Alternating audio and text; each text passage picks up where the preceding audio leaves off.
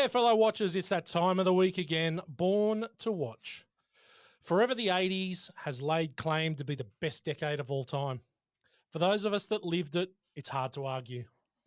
Born to Watch was forged out of a love for 80s movies, and tonight we cover what could be the most quintessential of all 80s movies, The Breakfast Club. With a cast full of 80s icons and written directed by Mr. 80s himself, John Hughes. At the time, this was the It movie. But how does it stand up in 2023? We're about to get a Saturday detention at Sherman High, and who better to spend a whole day in the library with than Dan on the Land? How are you, mate? Oh, good to be back, Matthew. Feels like it's been forever. You know, I like to go and hide out on the land and not think too much about this creative passion of yours. But I'm back. And thank you for inviting me back to a movie at least I know something about. So we often talk about the famed 4 movies that I used to have at Woodward Street, and this was definitely one of the 4. Fuck you, Damo. And that four's getting thick. I do. I hadn't seen it in a while, but I definitely was pretty much able to recite it verbatim. Mate, yeah, look, I might tell you up front now, you're going to go 2 in a row. Okay, Dan, so I'm prepping you now. You're going 2 in a row leading into Christmas because next week we've got something special. Ooh, right. Okay, so you've start got to prepping give me now. It'll be worth it. It'll be worth it. Now, joining us tonight, back for a second stint, is the work experience kid, Will. How are you? Hello, everybody. Hello, fellow watchers. Yes, it's Will, the work experience kid. He's back in the house. It's not even a house. It's a tiny little room. Matt hangs out in here by himself most of the time. It smells a lot. It does because he chooses not to wear too many clothes when he's by himself. That's it. But I am honoured to be back. I feel like the biggest hurdle I had to climb over was Dan and give him a reach around at the same time. And anyway, we got through that. I wasn't aware that Will the Workie and Plumber Lickouts were one and the same. So no, I'm a big fan of your work. Will the Workie, mate. Yes. I don't know if listeners realise, but I don't listen to this fucking thing. But I did choose to a few weeks back just to check out some of the new talent, and mightily impressed. Mightily impressed what's happening out there with the younger generation. Yes, I bullshit as good as any other bullshitter in this room. That's for sure. Yeah, fantastic. Yeah, maybe even a little bit better. Even a little bit better. Well, look, now it's time to I guess, as what Dan says, make it all about me and my creative vision. So shut up, you two, and let's talk about the overs and unders. 1985, this movie came out, smack bang in the middle of the 80s. I agree. I think it's the greatest decade of all time. It's hard to argue. 38 years old, though. I hadn't seen this movie for a long time. Yeah. Well, I haven't ever seen it. Okay, well, so we're gonna set it at 25, and you are gonna be well under then. Yep, I am. I'm going to be right there at the beginning. I've seen it 1.35 times. That 3.5. That's just me just doing mini little recaps all day today to try and jog me memory from yesterday. Fair enough. So your Damo numbers. So we're not missing our Damo. Now, Dan, I reckon you introduced me to the Breakfast Club. I think you thought you were a bit of a bender.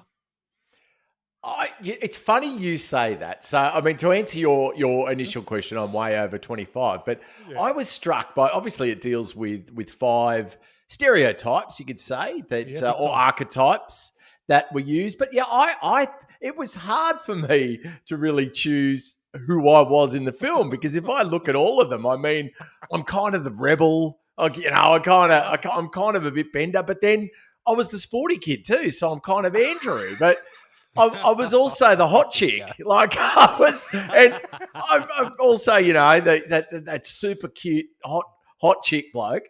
So I don't know that I was the weirdo, and I don't think anyone would ever accuse me of being the nerd. So I reckon, look, 3 out of 5 though, you could accuse me of being at any one time.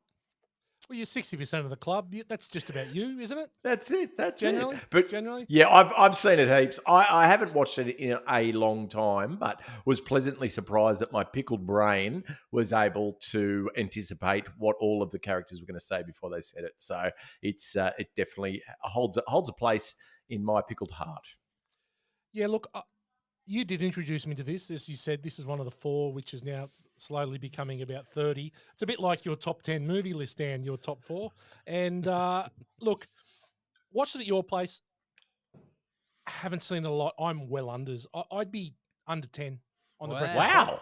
Which is in all big for me. time. This might be all time. the most underwatched movie by Matt. It is. I never really got on the Breakfast Club train. And I don't know why. I just maybe because Dan really liked it a lot. And I knew way back. I was ahead of the time. I knew Dan sucked back in the 80s. So, I can't disagree with that hypothesis, but I guess what struck me as interesting in that remark, though, I thought you would have been swept up in like the 2nd, 3rd, 4th, 5th wave of it. You are a noted late adopter, but that's not what I meant. I mean, having worked back in the video store, I thought your colleagues, much younger colleagues, would have embraced it, and it would have had a 2nd, 3rd, 4th, 5th wind that you would have caught. It did have it. It did have that win. It was in the recommended section at the video shop. Yeah, you never threw it on a Saturday night when all the kids stopped eating your free popcorn? I took that time to put stuff on that I really wanted to watch on a Saturday night. Yeah. I don't know. For some reason, there were just other movies. You know, when it seemed to slip through the cracks. Like, it's 85. 85 is a banging year. Like, there's Back to the Future. Yeah. There's a shit ton of content. Yeah, there's a good bunch of movies. It sort of fell through the cracks for me. Interesting. Were there other teen movies, though, that you're just going back to the video store, other teen movies from that period that your colleagues gravitated toward? I'm just thinking there was a whole lot of younger guys and girls that worked there, and they picked up on, there was a bit of an 80s vibe there for a while in Avalon. It wasn't all about... Between what years did you have control of this empire? I had the video shot from about 2007... late 2007 through to about, I moved up here 8 years ago. So what's that? 2015. So 2014. To the end, towards the end of 2014. About 8 years. And so the kids that you had working in there generally were about kids ranged from 14 to 40. Okay. And look, for me, the movie that really strikes me as the one that I would think of as being the most watched teen movie would be 10 Things I Hate About You. I was about to say that. That's the one that everyone wanted, and that's the one I hated the most. Purely because everyone else loved it. Yeah, and Julia Stiles has that face. Oh, she's got a slappable face. Yeah, it's pretty, man. I never understood the appeal. Yeah, she just had that. I was not disappointed in the Bourne Ultimatum when she ultimately dies. Let's just say that. I got to disagree with both of you fuckwits. I don't mind that 10 Things I Hate About You. And I know you like it. It's one of, I guess, we've talked a bit about guilty pleasures. I reckon, I don't know that I gravitate towards it enough to be called a guilty pleasure, but if it's on, I'll hang around and watch it a bit. So, and obviously R.I.P. the great Heath Ledger, who breakout performance by him. Yeah, now you say course. Now you're licking him out. No, I got no dramas with Heath Ledger. I think he was very good. Our Heath. I think the movie's not good. And we're going to get to the guilty pleasure episode, Dan. So I nearly got one tick. Can I just stay on 10 Things for 1 second? I actually tried to watch Oppenheimer last night. Oh yes, my first go at it. So have you seen that, Will? Yeah, I have. Yep. Yeah, yep. I got halfway through. It was pretty dense, so I enjoyed it. I enjoyed the half I did, but all I remember is that one of his scientist mate is actually the little fat kid from 10 Things I Hate About You, who's also in The Deuce. A name escapes me, but yeah, he pops up in some random places. He's a very key character. In fact, in Oppenheimer, a very key gotcha. character. Okay, I'm only halfway through, so don't spoil it. I won't spoil it. The bomb. They said. I don't think the bomb's going to go off. I'm pretty sure it's going to be like a Tarantino flick, and he's going to change history. In case you're wondering, Dan, all the research works. So let's listen to the Breakfast Club trailer. It is now 7:06. You have exactly 8 hours and 54 minutes to think about why you're here. Questions? Yeah. Does Barry Manilow know that you raid his wardrobe? A brain. Chicks, you know who they smoke. That's me. A beauty. I'm not going to discuss my private life with strangers. A jock. You wear tights? I wear the required uniform. Tights. Shut up. A rebel. doing it to get a rise out of you. Just ignore him. You couldn't ignore me if you tried. And a recluse. I'm a nymphomaniac. Are your parents aware of this? I've got a hunger. You want to spend a little more time trying to do something with yourself and a little less time trying to impress me. You might be better off.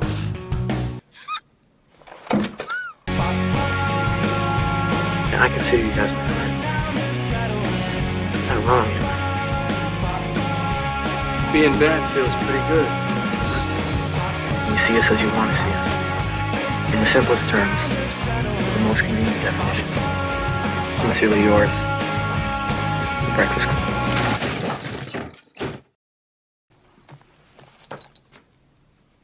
Forgot my pencil. I've got a hunger, twisting my Generally, people, we fly into a synopsis here, but because Gao is not with us, we're going something different. If you don't understand what happened in the Breakfast Club from the trailer, be better. All right. So, critical thinking. Wait, you just replaced Gao with like 4 words. Yep, that's it. And it flowed really nicely. Just be better. Just be better. If you can't work out what just went on, be better. Yeah, be better. Okay, critical thinking.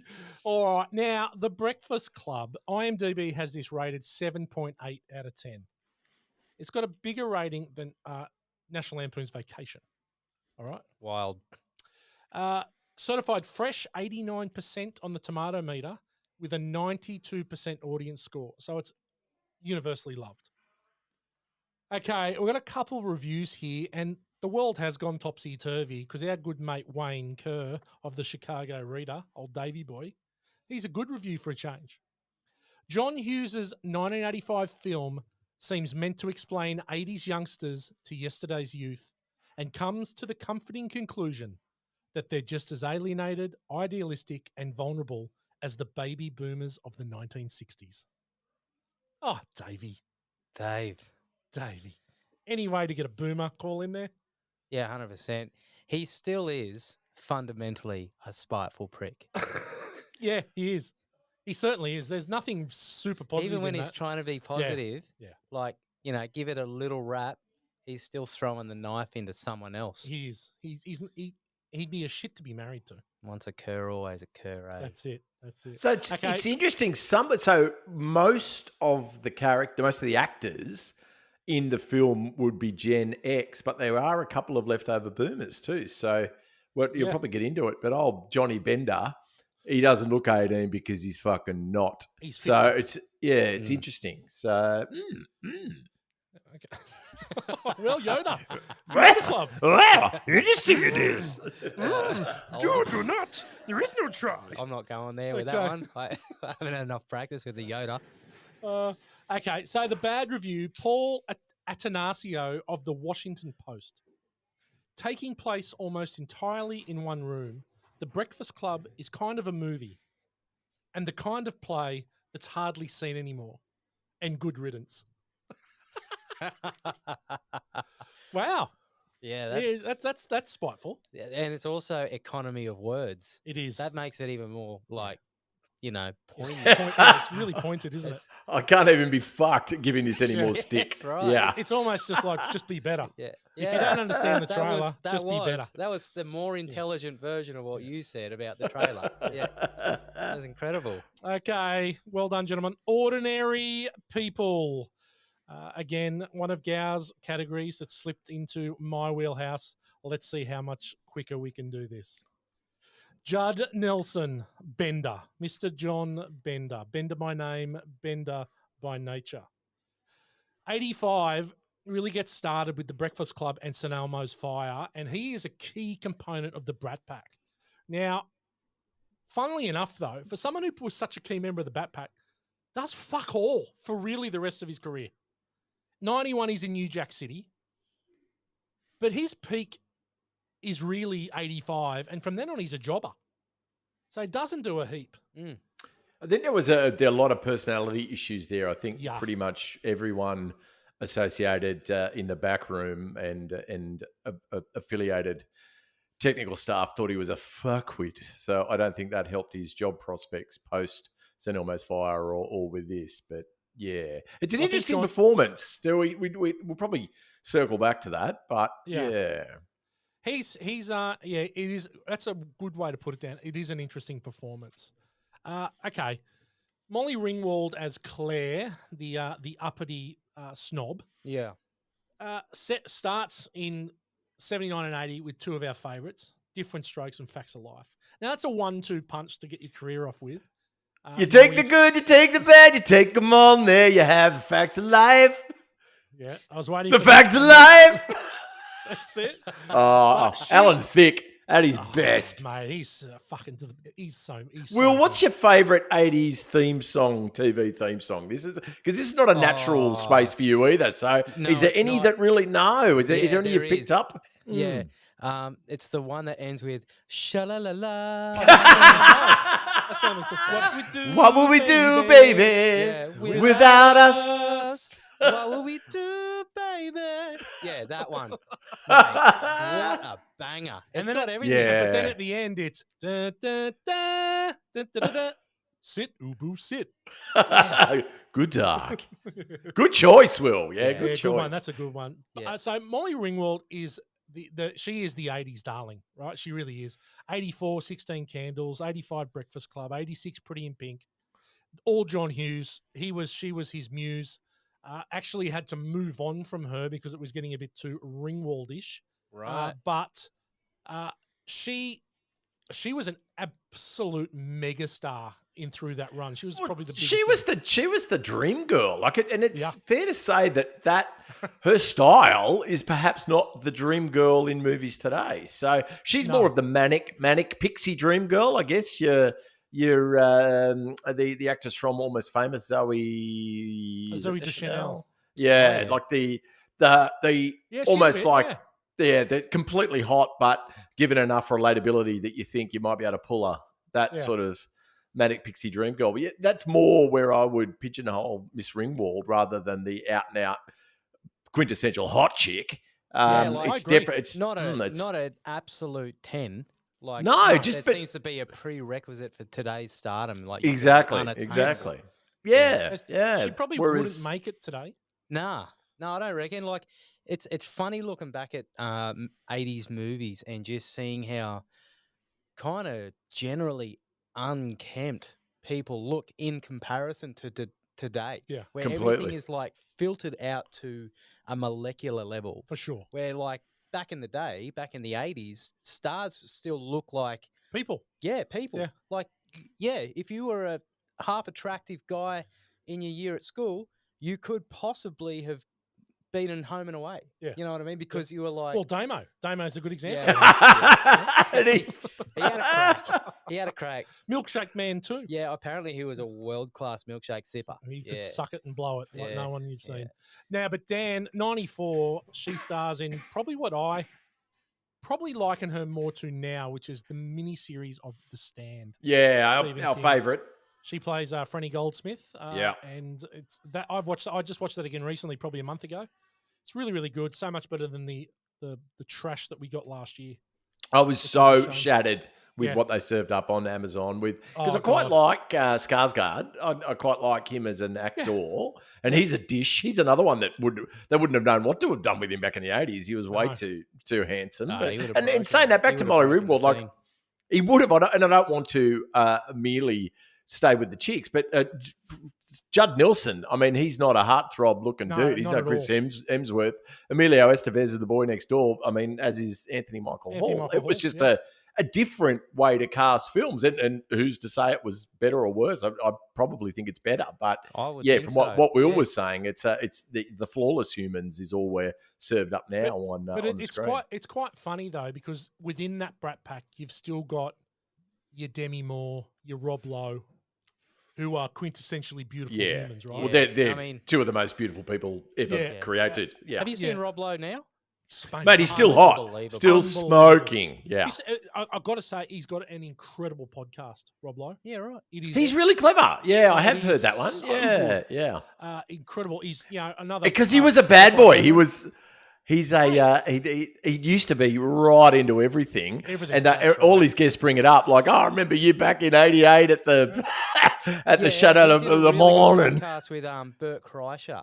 recently, like about Oh, a month and a half, 2 months ago. It was really good. Yeah, he's like, a- he was on fire. Yeah, Rob Lowe's great. Yeah. Rob Lowe's great. But in this movie, no place for Rob Lowe. There's no real no, place for Rob Lowe. no, natural. It's really well cast. I got to say, it's really well cast. Yeah, this because it's movie. gritty. It is kind of It's gritty. sort of, but it's all the as you said, Dan, all the archetypes. It's actually really quite well cast. Mm. And we get to the next one. Emilio Estevez / Sheen, Martin Sheen's son, Charlie Sheen's brother, kept his dad's birth name. 83, he stars in The Outsiders with that whole list of people: Swayze, Cruz, Lowe, Marchio, C. Thomas Howell, Matt Dillon, Diane Lane.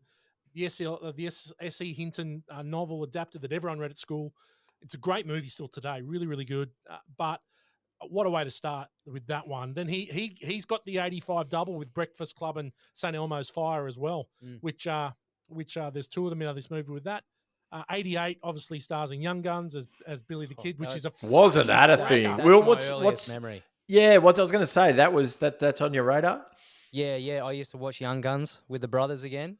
Mate, Yeah, it's nice. a fucking cracking Blue movie. Diamond. It's very Phillips. watchable. Yeah, very watchable. Yeah, it was good. Yeah. And obviously, then in the sequel, that where John Bon Jovi tried to break my heart, me thinking Hey, he'd broke the band up for his solo career. Yeah, he was playing you, mate. Mate, he was playing me. And then 92 stars as Gordon Bombay and the Mighty Ducks. Yes. And then he's done heaps of movies, but he's another jobber. A lot of credits in the IMDb, a lot of credits. He's good in this movie. I don't know. He's probably the one that, apart from Bender, who annoys me, he might annoy me the most. Right. But- Okay. but I I'm sure particularly disliked his monologue when they're sitting around feeling sorry for themselves. Yeah. His was my least favourite on the Yes. revisit. Yeah. Yeah.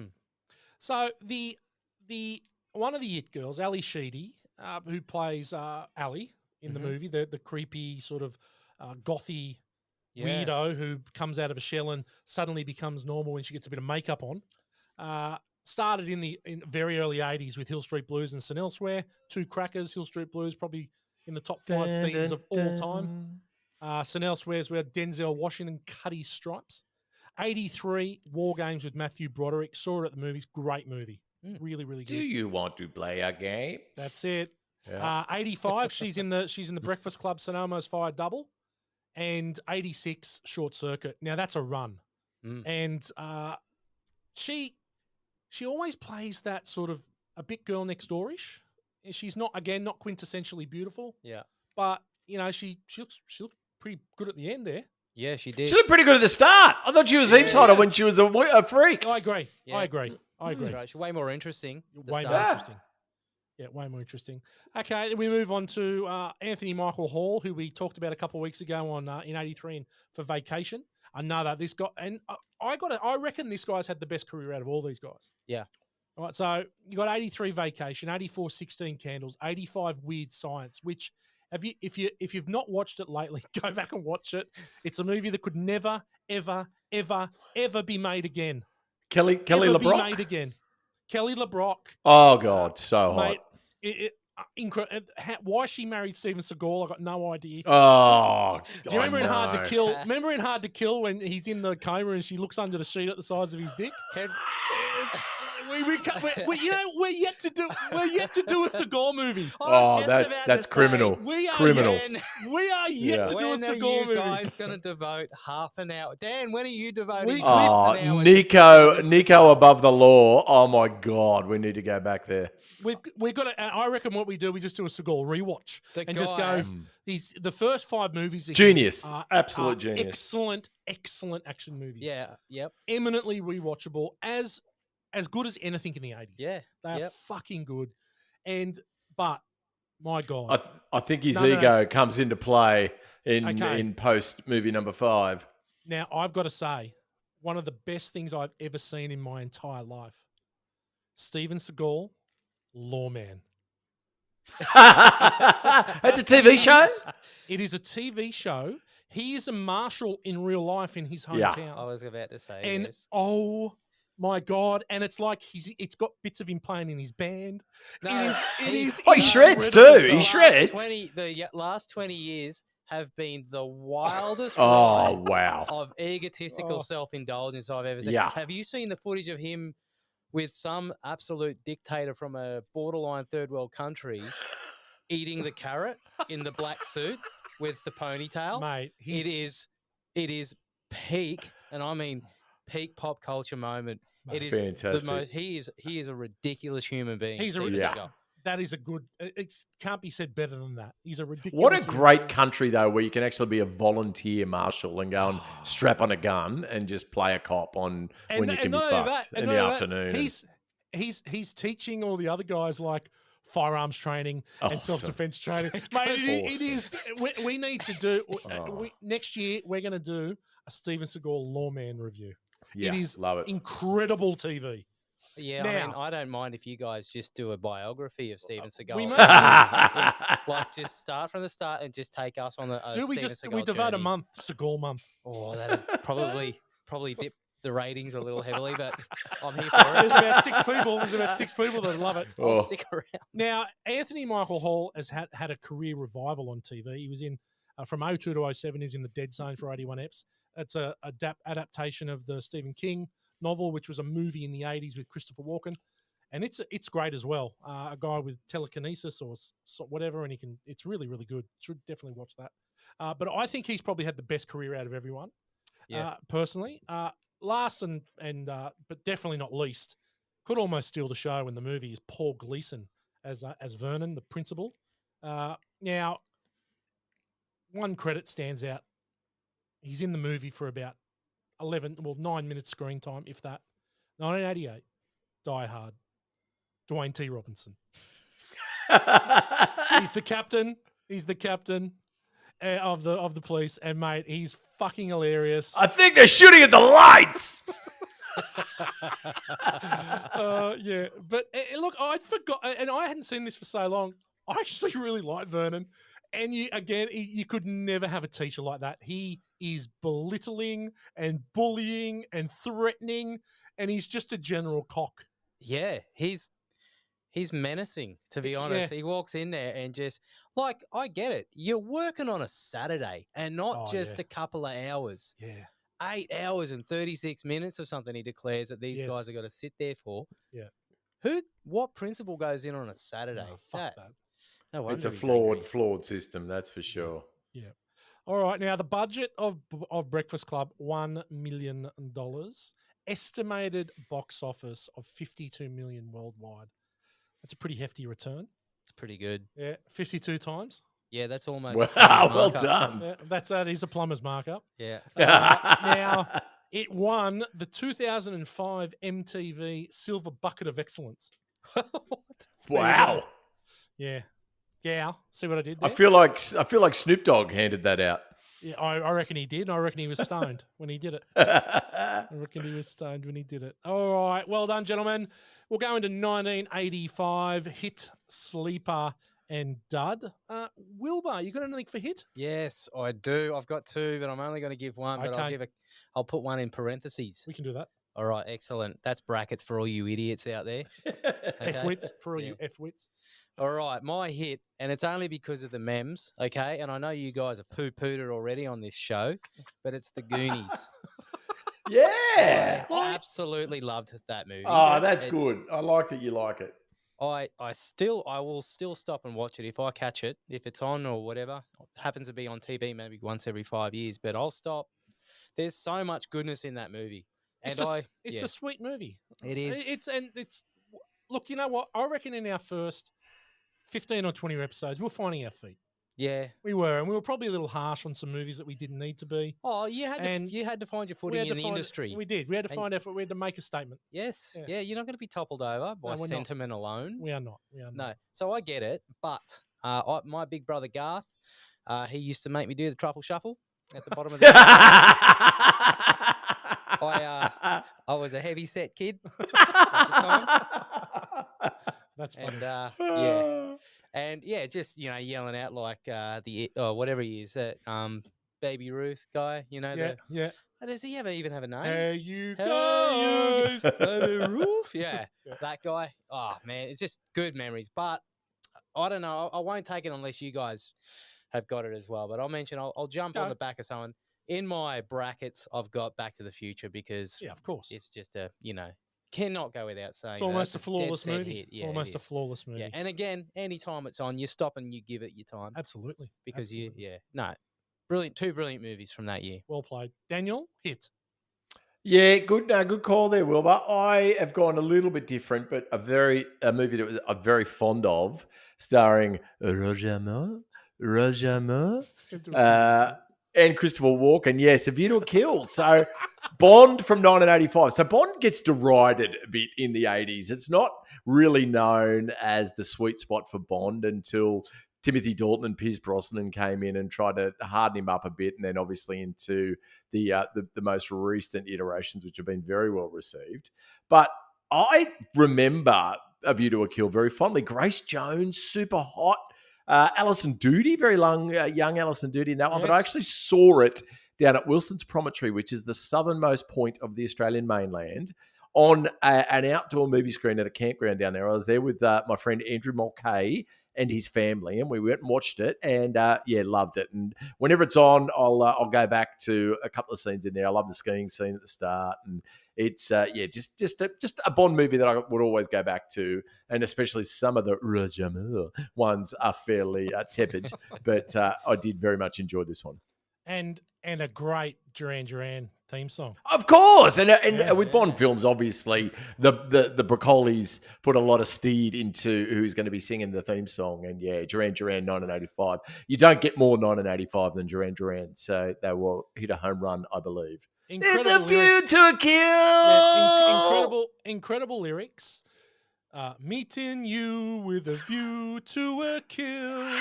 Face to face in secret places. Feel the chill. It's so good.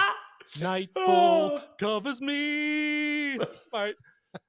Mate, he is so good, Simon Le Bon. He can make that shit sound good, and he Absolutely. stretches out the vowels. He's killing it even now. Oh, mate, still going good. Mate, he's getting around like a leopard on stage. I have a Duran Duran story, just as an aside. I worked at the V Festival many years ago when that was coming around Australia, and Duran Duran were one of the bands there. And the production manager, who I knew well, got off the phone and said, I just had fucking Duran Duran's manager on the phone asking where their fucking private jet was. And I just said, listen, cunt, it's not 1989. Get on the commercial flights that I've sent you. Yeah, they were still trying it on, but they did an excellent performance. They were overwhelmed by Queens of the Stone Age, in my humble opinion, at that particular festival. But they were very good.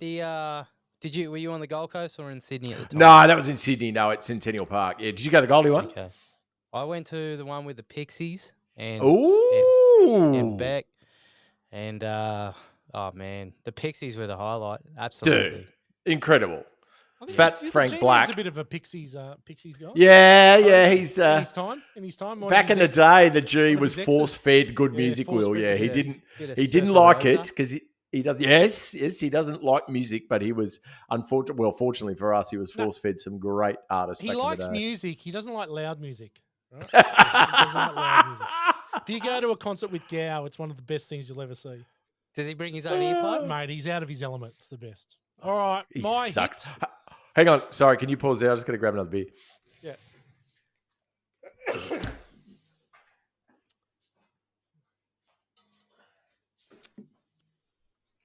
Bring a fucking esky into the room, you dickhead. Yeah, I would have thought he'd just have a sixer just sitting there on ice. You'd think so. I've Maybe been doing this long enough now. Maybe he's waiting for old Straight Up to send him a care pack. He usually does. You won't get any, that's for sure. Not out of my redundancy.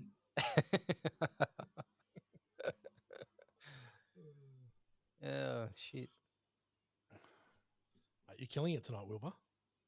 Good fun. A bit more relaxed. Yeah. And that's what it's about, right? Yeah. I knew the first one, you could tell you're a bit, don't know how it goes. I could bounce off Dan a bit hard because he's always up for a giggle too. Exactly right. He loves the asides. He's all about the asides. Yeah, if it's derailing, it's going well. Yes, it generally is with him. Yeah. Yeah, well, you're doing. I've got a new favourite piss at the moment. It's the Noosa Heads Japanese lager, Heads of Noosa. It's right. Yeah, very crisp.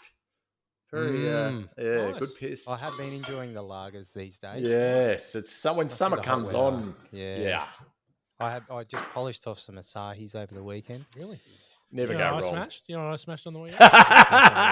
Pepsi Max. I bet you did. Fucking Smashed yourself up and had about 17 Pepsi Max. Oh. Yeah, one wank on the weekend. Nice. Nice. All right.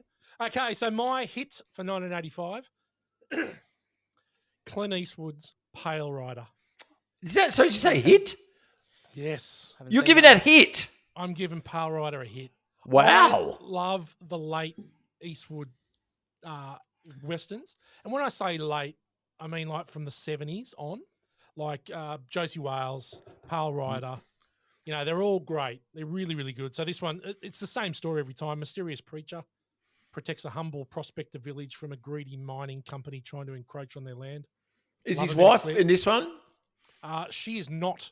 Sondra Locke is not. Sondra So Locke. it's a reasonable movie because she is shocking. Anyway, that's my hit. Daniel, what do you got up there for Sleeper? For Sleeper, I have gone for a favourite of mine. Will, I'm going to predict you might not have seen this, but this is Gow and I, one of our favourites. Michael Dudikoff, starring in the first of the series known I'll as... tell you right now, before you finish that sentence, I haven't seen it, buddy. Well, you need to get out there and see this. This started off a just cultural phenomenon known as American Ninja. He possessed great skill. Hey, I've actually got to throw a spanner in here. Oh, you have seen it. American Ninja. You mightn't have seen it as many times as Gow, and I've seen know the it. guy's name. That's all. Yeah. Michael Dudikoff, Well, he was an if 80s you're a because he had no chops, no ninja chops whatsoever, Terrible. and yet he was cast in this film, and this was like a video shop staple. I reckon every other week we got this down at Civic at DY to get it. Gow definitely stuck his hand up to grab this one. But yeah, look, I haven't seen it in a long time, but I just remember, a bit like North Shore last week or the week before, it's just one that I'm filled with Would you give that nostalgia for? about.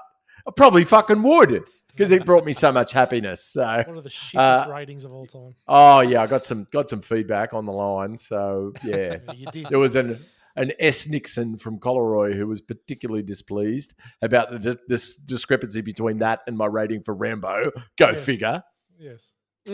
Yeah. Okay, But yeah, well, love American Ninja. If you haven't seen any Yeah, of it's them, good. F-wits, go out and check it out. You will It's laugh definitely- and enjoy. It's definitely worth it. I'm Wilbur? jumping on the back of American Ninja, but I'm going an authentic ninja being exposed to an American market for the first time, and that is The Police Story starring Jackie Chan. Oh, right. And Yeah. an absolute rollicking good time, that movie. Yeah. It's peak Chan, like just busting himself up constantly all over Hong Kong or wherever he gets about. I don't think I've seen it, to be So honest. it's dubbed, is that right? This is Yeah, it this is. is yeah, okay. I remember it. Yeah, It's it's, amazing.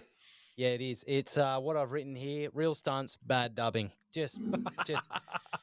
But yeah, it's just that quintessential 80s, because martial art movies like American Ninja and everything else, it was just massive in the 80s. Yeah. There was all of these and they were on constant rotation in my house. These old dubbed Asian karate and kung fu movies. My dad fancied himself a bit of a kung fu master. Right? A bit like Gow. Yes. And in hindsight, there is nothing more pathetic than a man swinging nunchucks in his own living room. There isn't. It's the worst. It is. He used to sit in the back and meditate, and he'd get us to throw sticks at him, and he'd have his eyes shut. And if he tried to block him, like, and I remember my brother, like, properly lined him up and put some oomph into one and just went ka-doonk off his forehead. And because Dad asked for it, he kind of just, like, opened his eyes up. And he just went, good throw. Like, that was it. Like, it was his own fault. That's superb. The Kung Fu movies really have a soft spot in my heart. Yeah, love they do. that. They just bring back some nostalgia. Love that. And that would have been most Western cinema watchers' first taste of Jackie Chan because that was the first crossover. The thing that broke him. Yeah, and it broke him to the Western market. That because it was so absurd. Like, it was brilliant. Visibly, you could see he's doing his own stunts, and how's he not dying doing it? Because everything is absurd. Every one of his. It's a good 10 years at least until there's Rumble in the Bronx, though, right? Until he breaks out in terms of a Hollywood. Actually goes to Hollywood stuff. Yeah, for sure. But this is like This is early. This is where they go. This is Hong Kong cinema. Yeah, this is like, what's this? Yeah. Like, all of a sudden it was like the Western market realized, there's like another. The only people into him before that was your dad, Gao, and Quentin Tarantino. So it's good that then we all jumped on the bandwagon. Yeah, very fringe human beings. Yes. Well done, Will. Thank you. I love that story about your dad. My sleeper, 1985, Clue. Starring Tim Curry, Christopher Lloyd, Michael McKean, Colleen Camp.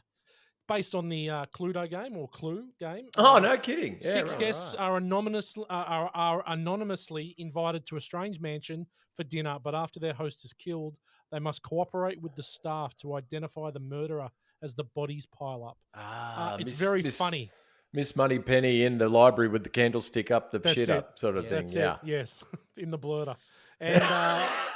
but very, very funny, very 80s. John Landis, I'm pretty sure John Landis wrote it. And so it's got that very lampoony sort of feel to it. Very funny. Tim Curry is pretty good in it.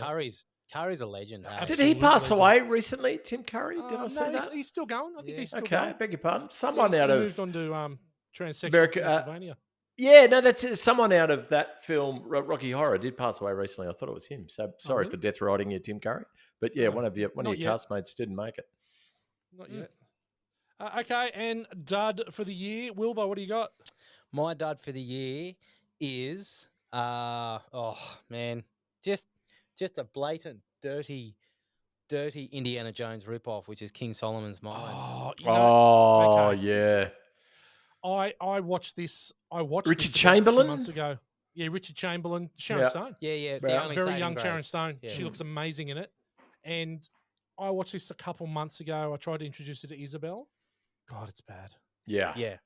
Oh my God, it's bad. I remember watching it, and there's also the next one is Alan Quatermain and the Lost City of Gold. Or something. Oh God, or maybe that's the earlier one, and then it's King Solomon's Mines. But they are both so bad. Yeah, and they're just like kitschy as well. Yeah. Like the way they kind of they just take African tribes and just like plaster them around as though just this mysterious race of idiots. Yes. Like that's what they project it as. Yeah. Yeah, no, it's not good. Yeah. I got close to that one. I nearly put that in my one. Yeah. Dan, what do you got for dud? Yeah, we spoke about it a couple of weeks ago, but the blight on the otherwise incredible run of George Miller flicks. This one starring a young Angry Anderson. Rest in peace, Tina Turner. Max is back. Max Rockatansky. But what a shithouse movie. Mad Max Beyond Thunderdome. Considering how good the rest of the films are, this is just a blight on what should be an incredible series of films. But yeah, I couldn't even bring myself to watch this again. I just saw it in the box office and thought, oh, goodness gracious. How do you fuck that up? And we've also, Matt and I have been speaking off air, Will, about the new film Furiosa is ready to be released early next year, I think. Yeah. Now, there's been one trailer so far that we've seen, and let's just say we're concerned. Right. There's some deep concerns. Yeah. Look, oh, man, I tell you what, there hasn't been that... Hollywood or anyone in control of movies mostly gets it wrong when it comes to doing throwbacks. So I wouldn't be surprised if it's an absolute steaming pile of shit. you look at the Indiana Jones remake, that Dial of Destiny, whatever it is. Not They great. could Not not great, eh? get any of those right, could they? No, and you think Mm. you just it's it's like just the I don't even know the word for it. It's Marbo, isn't it? It's the vibe. It's the It is. I vibe. don't know. It's that's all I could come up with there. I just feel like they lose the vibe of whatever it was. The essence, Yeah. the real core of what the movie is. Yeah. I hope we're a bit early with our feedback. I hope he brings it back. It was just this trailer was not what I expected. It was Is there stylistically an Australian involved in the direction of it? Yeah, It's so Miller's George still- Miller So he's is still involved. It just looks like a video game.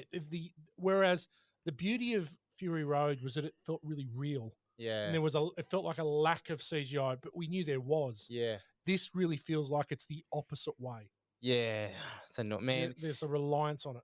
Yeah, it's annoying because I mean, what I think the greatness of Mad Max was, it's like Midnight Oil coming out with Diesel and Dust, the album, and essentially Diesel and Dust is what makes Mad Max. It's just that dirt, and it's just desolation. Yeah, yeah. So anyway, that's my pop culture reference right there. I threw that in. Thought I'd win over a few more people with that. Diesel and Dust. Yeah, nice. Listen Good to it. album. Great album. Great You're album. playing to the right audience now. We definitely have Absolutely. spent a few shekels on going to see the bald man Oh, raise his arms up for Detroit. Can't count the amount of times I saw them. Unbelievable band. Okay, 1985 dud. My one to finish us up. The Howling 2. Ooh. Okay. It's called, and the subtitle is I'm gonna have My to look this Sister's up. a Werewolf.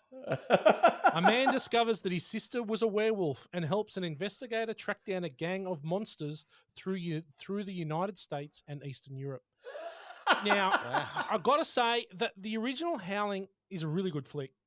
It's a really, really good horror movie. Really good werewolf movie. It's Jimmy really Nail's good. in this.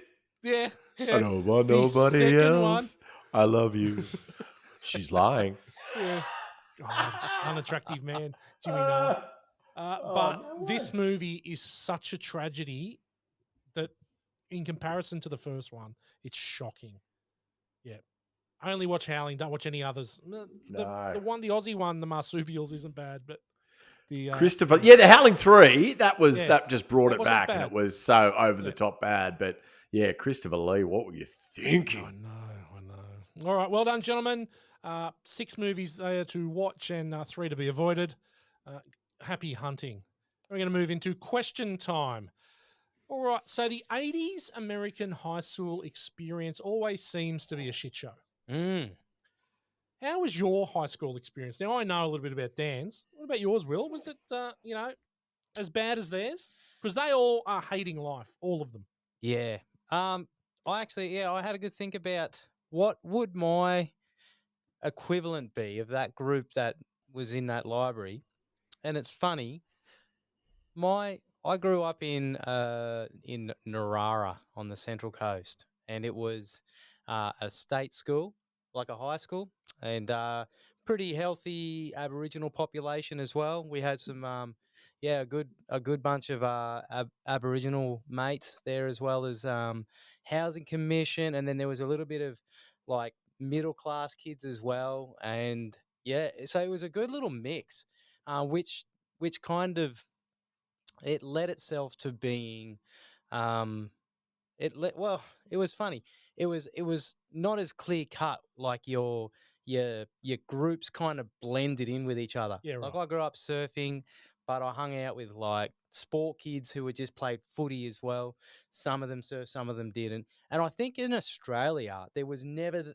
I think it was pretty typical in most high schools. There's not these super clear cut like Andy was a letterman, like he's a jock, and then there was the popular girl, but I don't know. I just found it like it was a bit more of a blended situation where like there was kids from various walks of life. But that being said, there was still a fairly healthy level of contempt for people's parents. Yes. Yeah, there is in this movie. No matter where you come from, even in my group, there was plenty of kids who you could tell they weren't real happy. Yeah, for sure. Yeah. Yeah. What about you, Dan? Anything resembling this? We've spoken We've spoken many times about you and I growing up in the Badlands of Sydney's northern beaches.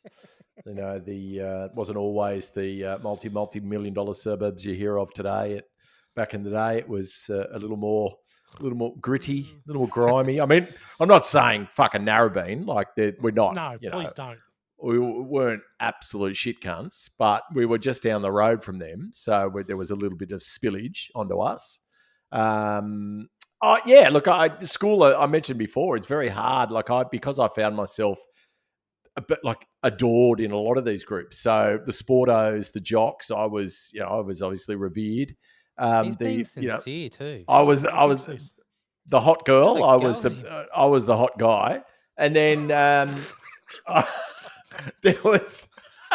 I was also a bit of a bad kid, so a bit of a rebel. So I didn't find it difficult to find my people at high school because most of them were me and I was them, if you understand what I'm saying.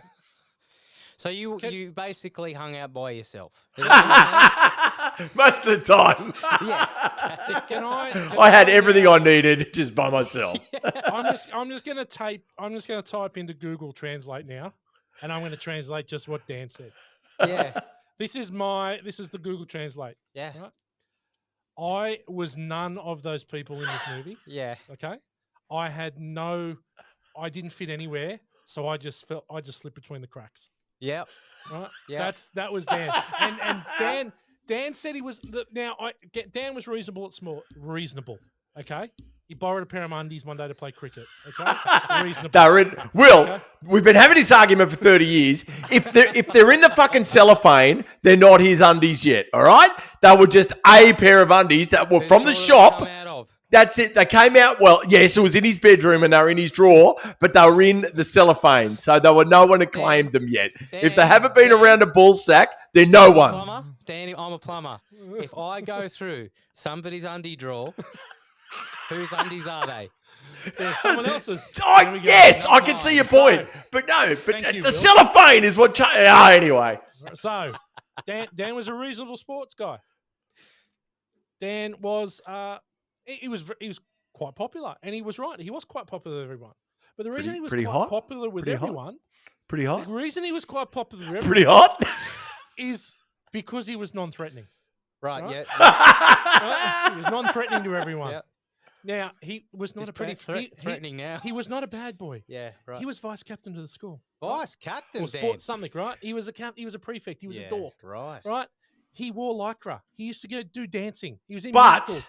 That is why we have the Dan we have now, because of the high school experience that he had. That's right. Now, can I just add to that? The one thing you missed is I ran a red bandana around my left boot when I came to school. All right. So, I think that makes me a hard C. I've got to talk about that later. See, I was a wee baron in this era, right? I was just a child. I don't understand what you guys are wearing back there. Mate, we had a lot of fun.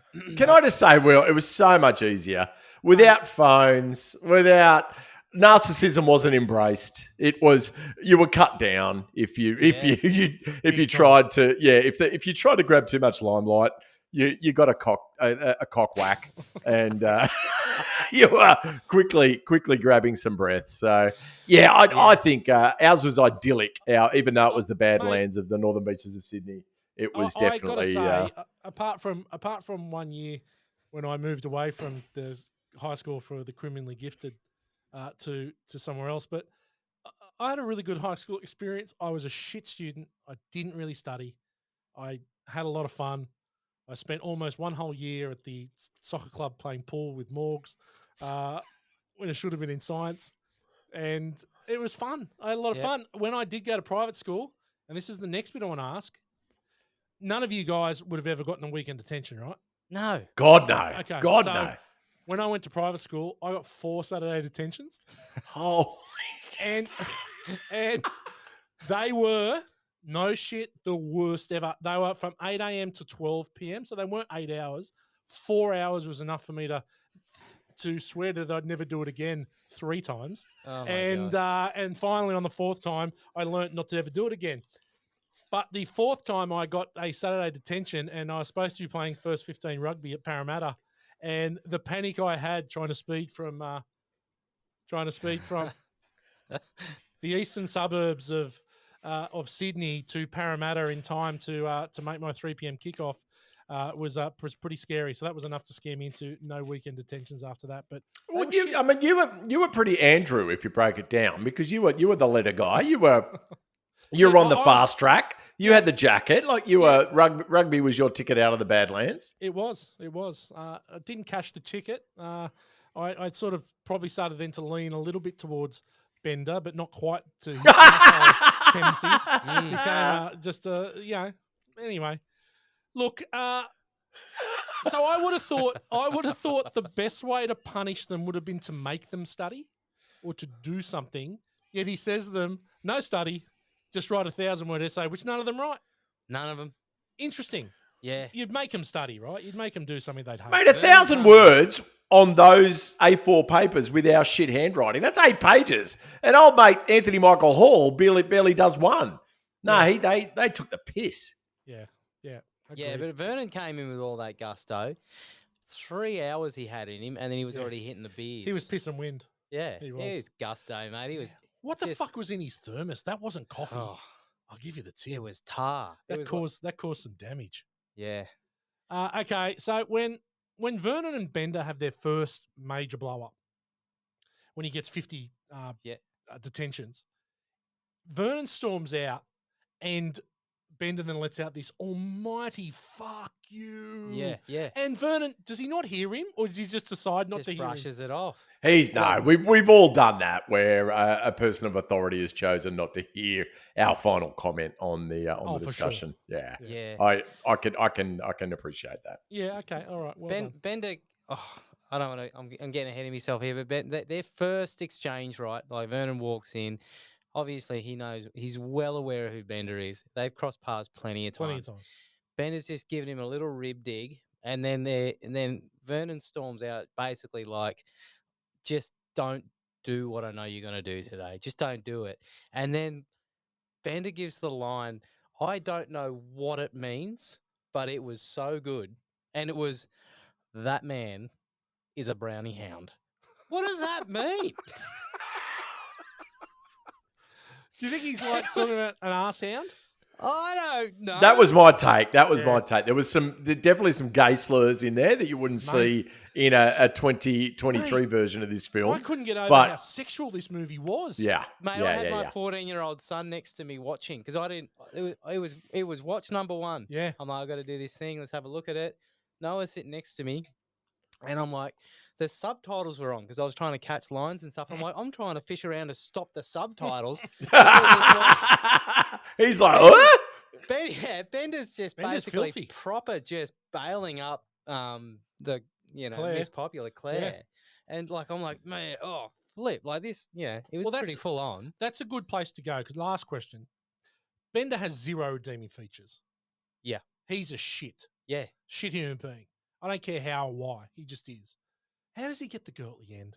I'm so tired of the bad boys get the girl thing. Yeah. He does not. There's no way anyone puts up with. Mate. He has assaulted her. He has done harassed her the whole day. Yes. And yet he goes, oh, what? Because Dad's not going to like it? Fuck off. Unbelievable. I'm going to jump in here. I'm just going to use some real world examples. So the bloke you're sitting next to, our veritable host, he definitely, when it came to chicks, wasn't the bad guy. When we're like, and he was accused of being diamonds, maybe a girl's best not friend. Accused. I was a fucking hardcore diamond. Hardcore, and nothing for me. It resulted in heaps of friends, probably a lot of crying on the shoulder, probably getting into close proximity with a lot of great sorts from Cromer High School. But I thought I could mend those wings.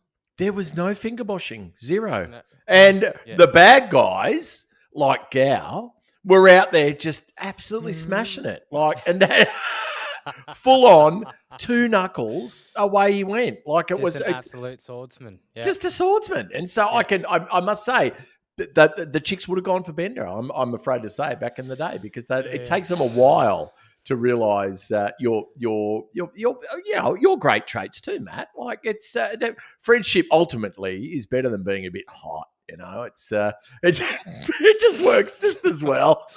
Hey, it's still just as uncomfortable to be told this stuff as it was when you were in year 9, eh? Right. Like someone going, you've got to be a little bit more, you got to be a little bit more aggressive, mate. I couldn't do You got to it. be a little bit. Couldn't do it. Get some hard edges, mate. Mate, I'd go home and I'd be like, fuck, you fucked it again. There's another one. She's my mate. Yeah. This is bullshit. the Going to friend play her you- song. again. If you had finished, there would have been 2 gals in our hood, like just two 10 smashers. I had like no it would have. dramas getting tight, getting close to them, mate, all that game. Couldn't had finish zero- it. I No had finish, zero no game, Couldn't mate. finish it. I had 0 game as well, mate. All right, well done. Enough of that. Enough embarrassing me. Born to watch plenty only more of that coming, mate. fans. We've got a couple bit of feedback here. One is from former host Sloan Bones Nixon about the Hangover episode.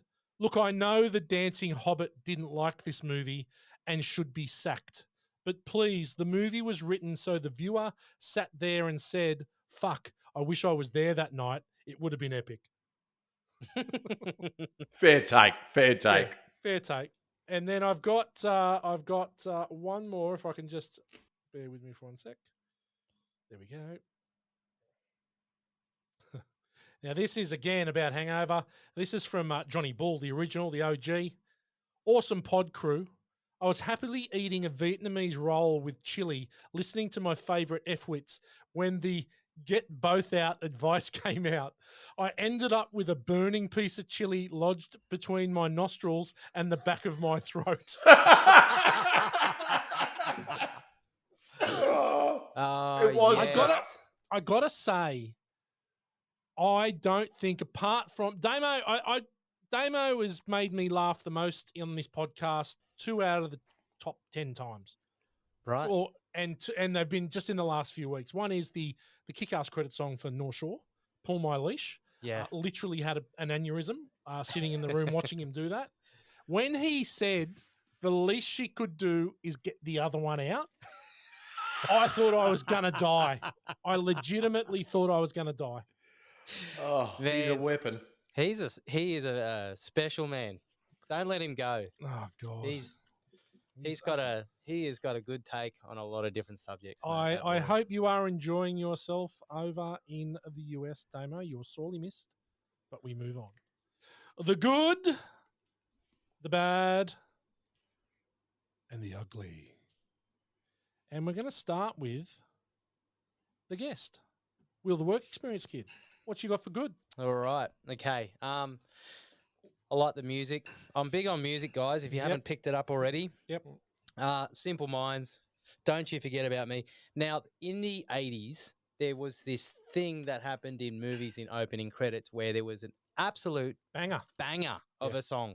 And it was on the pop charts and it just primed you for the movie. It was like, I'm ready to go. This is a bop. I'm bopping along to this. I feel good already because of this really good song. And they've somehow missed it in the last 15, 20 years. They've just abandoned that idea. I think it's got something to do with these dickhead recording companies who charge too much to license out these songs. But do you also think there's a lack of quality music? No, I don't. I think there is heaps of quality music out there these days. You just got to know where to find it. Yep. And it would serve our current music state to start banging them back into movies. Yeah. Some really good quality stuff to highlight it to people again in the opening credits. The 80s were all about it. Well, I reckon this song could be on the podium for best ever movie song. It's a great song. It's It is right a up great there. song. It's a I mean, it's not. Is it? It's only a coincidence. But the singer, the people or the band that played it and sung it was Simple Minds, which is almost like a bit of a meta take on the group sitting in the library from Vernon's perspective, right? And but I'm digging deep on that. I one, like it though. obviously, It's a good take. Yeah. If that's you my could bullshit name thing going off. another Simple Minds track, I'd be very impressed. But it was so far removed from their style of music as well. So they turn up with their existing fan base playing the normal tracks that they play, and then half the people there are just there for this song, and it sounds so much different to what they've got in their canon. Yeah. So that must have sucked. For a while, I thought it was Billy Idol when I was young. And I realized that it wasn't at some point. Yeah. But then I can really hear In Excess doing this song as well. I just think it's got all the hallmarks of a great In Excess song. You know, but anyway. Yeah. What else have I got? Oh, okay. That Desert Storm / brown two-tone two-door Ford Bronco. that Andy's I've got dad- Awesome. Andy's dad's Awesome. Bronco got it. Oh my gosh. How fucking good is it? Tough. Oh, Super tough. It is I've got to tasty, say, man. it's almost gone up to being one of my top favorite movie cars. Oh, 100%. Oh my god! It's perfect. Yeah, It's perfect. Yeah. Everything about it was perfect. yeah, So loved it. I'm sure it moved units. I'm sure people saw that car come into the car park and everyone and the dads went, "Oh, Get me I'll one get of on the them." phone. I'm Yeah. calling the dealer. We're getting one of Yeah. them." Yeah. Yeah, brilliant. Great car. And my other good is Brian. Just his comedic timing from the start of this, Yeah. like he had me cacking. Just his stupid, like sincere need to just be included and accepted by not only his mates or these, other people, but also the principal. Yeah, for sure. But it's just the way that he delivered like these. Yeah, it was just I loved it. He was great. His comedic timing. He's is the best. So He's good. the best actor in the movie. He's by far. Fantastic. he's great. Yeah, that's simple goods, but No, good love nonetheless. it. Love it. Daniel, what do you got up there? Yeah, I'll slide straight off the back of that into good for me was Anthony Michael Hall. It's interesting as this movie's set up with very minimal staging. There's fuck all real change of sets. It's done all in the one location. Most of it's in a library within that location. So it's more like a play than a feature film. And I guess that's what accounts for the very low budget, considering a lot of the acting talent I think would have sucked up a bit of that. But a lot of the shots, it affords the actors a head close up, which as a film actor, that's exactly what you want, because that's when you can go to your arsenal and use everything in your arsenal to show how good a fucking actor you are. And I think that, as you just mentioned, Anthony Michael Hall acts them off the fucking stage, all of them. So without him, this movie doesn't work. His timing, his just general craftsmanship is so much better than everyone else's, and that's what struck me with this latest revisit was how good he was, and because he's a pretty dorky looking dude. There's nothing particularly captivating about. He's not a matinee idol by any stretch, but the fact that he was in so many movies from that era and so many directors put stock and faith in him, I think it's because he was just fucking talented, and that is evident in watching this again. Yeah. There's one scene I've got it in my good where he hides his heart on. Yeah. Like, that is so subtle. He just sort of moves his pants and then puts his thing on top, and it's like, it's so subtle, but you know exactly what he's doing, right? He's so good. He's so good. Okay, look, I've got the song's great. John Hughes just does it again. He owns the 80s. The Bronco, please. The library. I tell you what's one hell of a fucking library. Oh, yeah, I know. Holy shit, man! It'd even make me want to go to the library. It's a remarkable set to build. Like, they built that for. It's not a library. It's not an existing one. They built that for that. Well, mate, set. it is one hell of a library, I've got to say. But probably my favourite part of the whole movie is Vernon's get-up. Yes, his suit to Saturday detention. When Bender says, "Does Barry Manilow know your rating his wardrobe?" I was pissing myself because I was thinking is he on Saturday Night Live, Vernon? Or Saturday Night Fever? Yeah. I was pissing myself. I wrote Ben Mendelsohn in John Travolta's shirt. Mendo! Yeah. He looks so much like Ben Mendelsohn to me in this movie. Yeah. It's crazy. But the most like over the top Saturday Night Fever. It's incredible shirt. Amazing. Look, I think the movie is really well cast. I think the all six actually work so well off each other. Yeah, they are just. There's obviously a super chemistry between them all. Even though that Judd Nelson is such a cock, and he was a cock on this set as well. But yeah, I just think it's really well cast. It's obviously we'll get to it now. We'll go to bad, and we'll start with you, Dan. What have you got for bad? Because I've got a bit on this. Yeah, I touched on it before, but on the revisit. Sorry, boys. Sorry, on the revisit, whilst I was struck with the talent of Anthony Michael Hall. Conversely, I was struck by the lack of talent of Judd Nelson. And I just question the casting. He's iconic. So you cannot picture this movie without him in it. Bender is an iconic character in a movie that is revered, no doubt, by millions upon millions of people, but he's just not very good. It's just, he's on the nose throughout. I don't know. A lot of it was improvised too, apparently, and I just don't. I found him very hard to buy into that character, and I get they're setting him up as wrong side of the tracks, and certainly I understand that. I think as a plot point and as a way to have him and Claire find some common ground at the end, great. But I just don't think he did it very well. Yeah, I agree. Yeah, I felt like he was unhinged. But I don't know whether or not that was the whole goal of it. You know, well, Emilio kicked off the movie. Yeah, because he was method. Yeah, and it's obvious because he has such a poor career afterwards that he's just a bit of a cock. Yes, and yeah, I've got Bender in general. Yeah, I just think his character, Judd Nelson, everything about it, he's just a bit of a cock. I don't like him.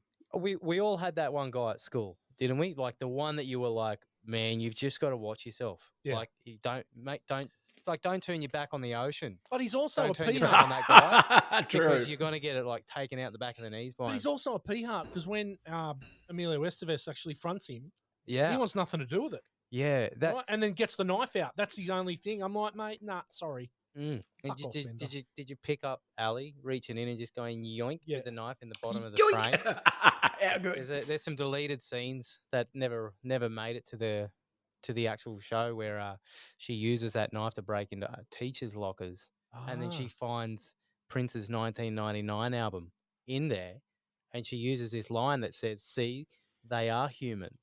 And that's the album is in another scene later on in the movie, but there's no explanation why. I remember seeing that movie, seeing the album, and thinking, So, at least she's got good taste. So. Yeah, well, she'd stolen that off her teacher using the knife. That makes so much sense. Yeah. Yep. Anyway, a bit of tidbit there.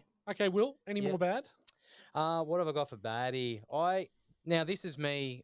Obviously, this is first time watch, guys. So I'm getting everything at face value.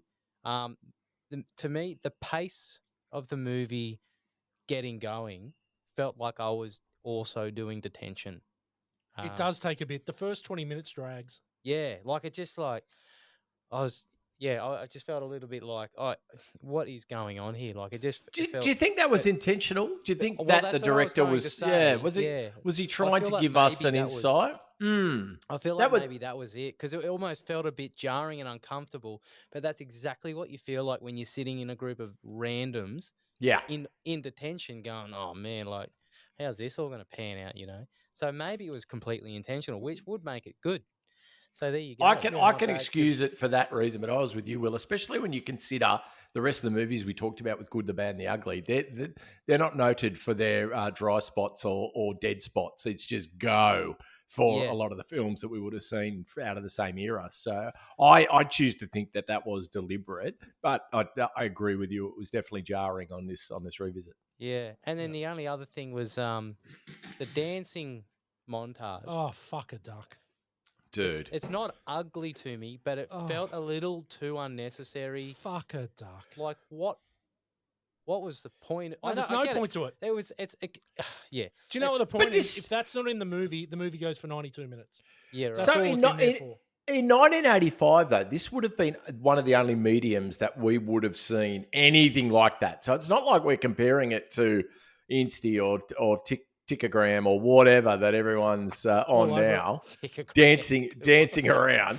It's like that. You're watching Fame. You're watching that. Like it would have been a moment in time. And obviously, there was that one with Tom Cruise where he dances as well, right? Yeah, exactly. Which is an incredibly before 83. Yeah. Okay, so 83. It's almost a little bit of a. It's a bit of a thing. It's a bit of a thing because Flashdance had it. There was all these dancing, Footloose. So there was all these sort of dance montages right, that came before it. So I think it's riffing on that. Well, particularly bad was Ali's dance at the end there where she's just like summoning gods and falls on her face. I thought this might have been the earliest kind of representation of people on the spectrum in movies when I first saw it. Neurodiversity I was thought, shown. This No. is it. This is great. But I thought she is doing a bang up job of like what we would consider now pretty well on the fringe of or on the spectrum for sure. Yeah. I actually think Andrew was the worst in that dance sequence. I think he had the most lack of any rhythm whatsoever of any of the cast members, and his was just violently terrible. But yes, I think everything. Apparently, the background was that Molly Ringwald's character was meant to just dance by herself, and she said, "I feel uncomfortable as fuck doing this. Yes. Let's get everyone dancing," and that's how it came out. Because John Hughes is a very giving director in that he will allow a lot of ad lib and he will let the actors provide input. But she was just like, "Oh, this scene stinks. You'd let them all Let's all do dance, it." and then you'd leave it all on the cutting room floor, though, wouldn't you? Yeah, just pull her back in. One from her. Exactly. Yeah. It was a bad call. It was a bad call, Ripley. It's a bad call, Ripley. Okay, you can't go past open the locker and you die, fag. Okay, you can't do that now. No, you You can't do that now. And You can. You can. And it is grating. Also, you've got Claire's dad's scarf when he drops her off in the BMW. In the Beamer. He's got that terrible scarf. Yeah, it is so yuppie. It's just screaming money. I wanted to choke him with it. I've already mentioned Bendo. I'll give him a pass because I want to get him an ugly. Who brings fucking sushi to school for lunch in '85? Oh, I think this was with a wooden fucking table. No, I think it's good for the character development. I think it was meant to be pasta originally, and Ali Sheedy actually, suggested it. So I'm all right with it. I'm all right with it. I know you would be. it would have been a wild dish in '85, though. Yeah, Mate, incredible. Yeah. All right, the school chase. So the dance scene is bad, but the school chase is so Scooby Doo. Is the school the maze in The Shining? Oh, It was very hard to get a sense of location. It's like the Overlook Hotel.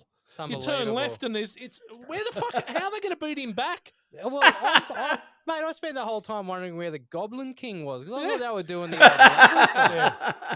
Dance magic, dance magic, dance. Okay. Magic spell on you. The happy ending, and I don't mean the one at the massage parlor. The happy ending. Two couples, they all pair off, the nerd gets to write the essay, and the nerd gets to write the essay, so he's happy as well. I've got things to say about this, and I almost want to wax lyrical about how when you're a teenager, everything just feels 100% passion. I have not had my heart broken as hard as I was when I was 17. I have not loved a woman as vigorously as I have when I was 17, and I have not suffered loss like I had when I was a teenager. Everything is just turned up to 11 when you're a teenager. The self-absorption, I think, is what drives it. Absolutely. And it's absurd that after an 8-hour period on detention, everyone walks away like they've had this epiphany, right, on life, and everything's going in a different direction. I would say that it was not accurate, but I'd be lying because I have also spent ridiculous moments with people and walked away feeling like I just had this amazing revelation on everything and my whole life's different. And come Monday, nothing's changed. They go back to normal. 100%. They go back to normal. Yet they walk out for some reason, Saturday afternoon, they're walking out like they've just changed the world. Yeah, and they've gone through all the motions. Yeah. So, I mean, in one regard, I hated seeing it. And the other time I thought, that's what being a teenager is all about, eh? Walking out of a situation Never like loved that. a woman more vigorously than when I was 17. Not physically. And I don't mean literally either. I mean from a distance in a creepy way. Well, that's me. That was me. Dan can attest to that. Yeah. That was me. My last bad is there's such a serious focus on sexuality in this movie. It's overt. Yeah. And the virgin shaming is incredible. Yeah. I don't recall virgin shaming at school. Nah. Like it was like if you had a root, you had a root, good on you. And those that were having a root were probably having heaps of roots and making up for the people that weren't rooting. Like you, or Well, yeah. Look, I didn't Could be start anyone. myself.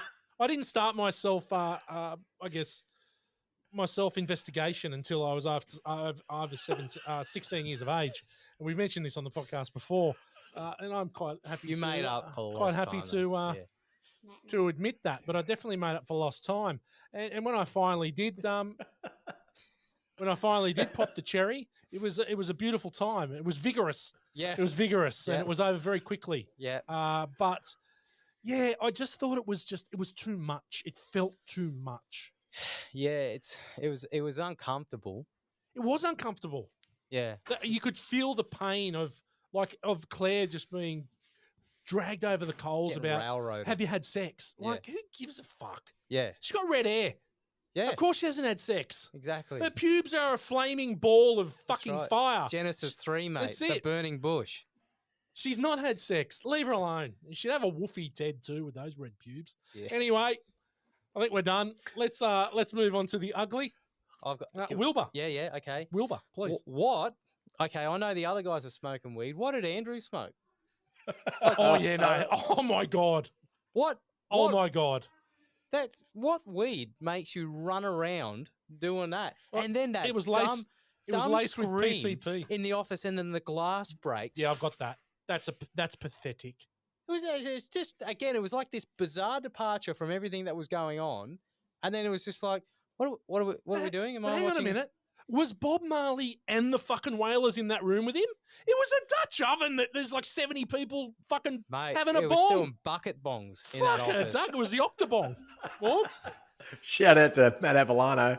Shit food. Yeah, it is. And yeah. Yeah.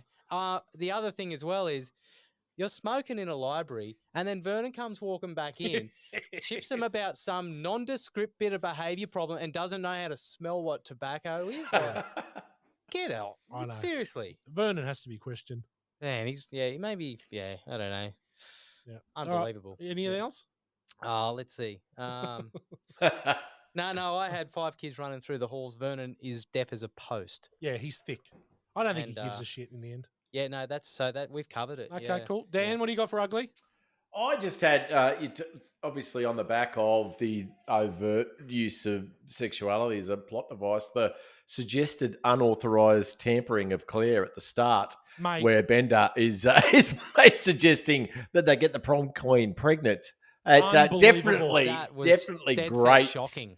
I mean, look, we're not exactly that woke here at Born to Watch, but you would not see that used in a attempted dramatic and or comedic way in 2023, and it was very, very grating. It would have Mate, slide. that blew me away. So on Yeah. the nose, hey. That blew me away only for Bender to then say, hold my beer, and stick his face between her thighs under the table while the teacher's there. I was like, oh my fucking But not God. only that, we get a point of view shot as well. Yes. Just so we know what he's doing. You see granny panties, and you're like, and he Jesus. just goes straight in. I was like, holy fucking shit. There's just Grim. there's just Grim. like just moments of like absolute discombobulation. You're like, what am I? Yeah. What did I just see? What's happening? You know, it's obviously, when we talk a lot about here on Born to Watch about going back in the time machine. And this is this is so quintessential 85. Couldn't be made, this movie, some of these things couldn't have been done in 95. No. Let alone 2005, 2015, and 2023. No. Can't happen. Yeah, it's a period piece, as they say. It is. It's staying in that. He was looking at it. Dan, any more ugly? No, that was it. Okay, hold on to your fucking horses here. Okay.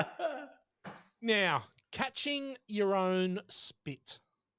Spitting in the air and swallowing your own spit is one of the fuckedest things I have ever seen in a movie, and I've seen Salo, 120 Days of Sodom, where they eat a banquet of shit. And this made me so repulsed. And he thought he was so fucking cool, Bender. He was fugly.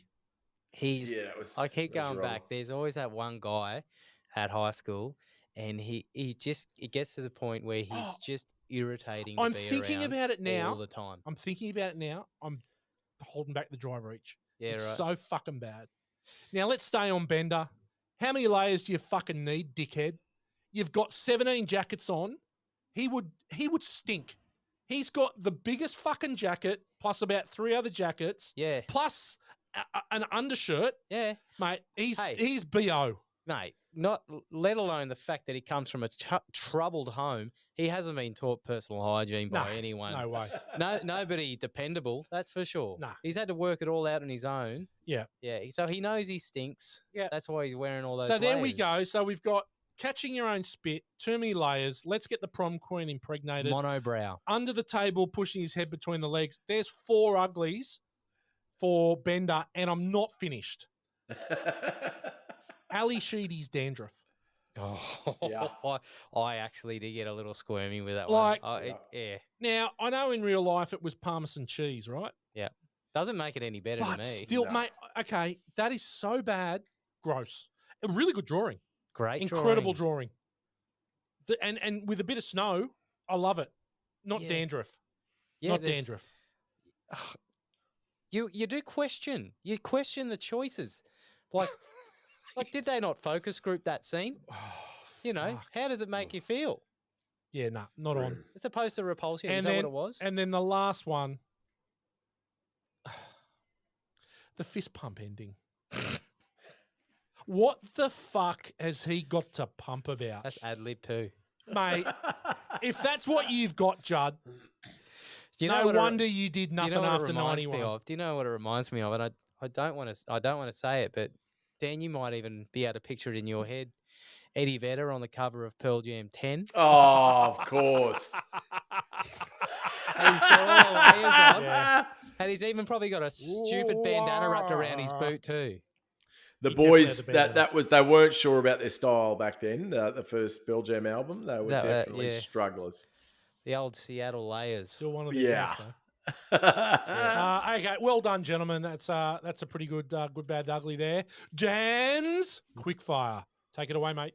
Yes, quick fire. Well, let's go super quick this week. Look-alike, first up and foremost. Anyone in there that struck you out of the cast that looked like anyone other than me or someone else that looked like...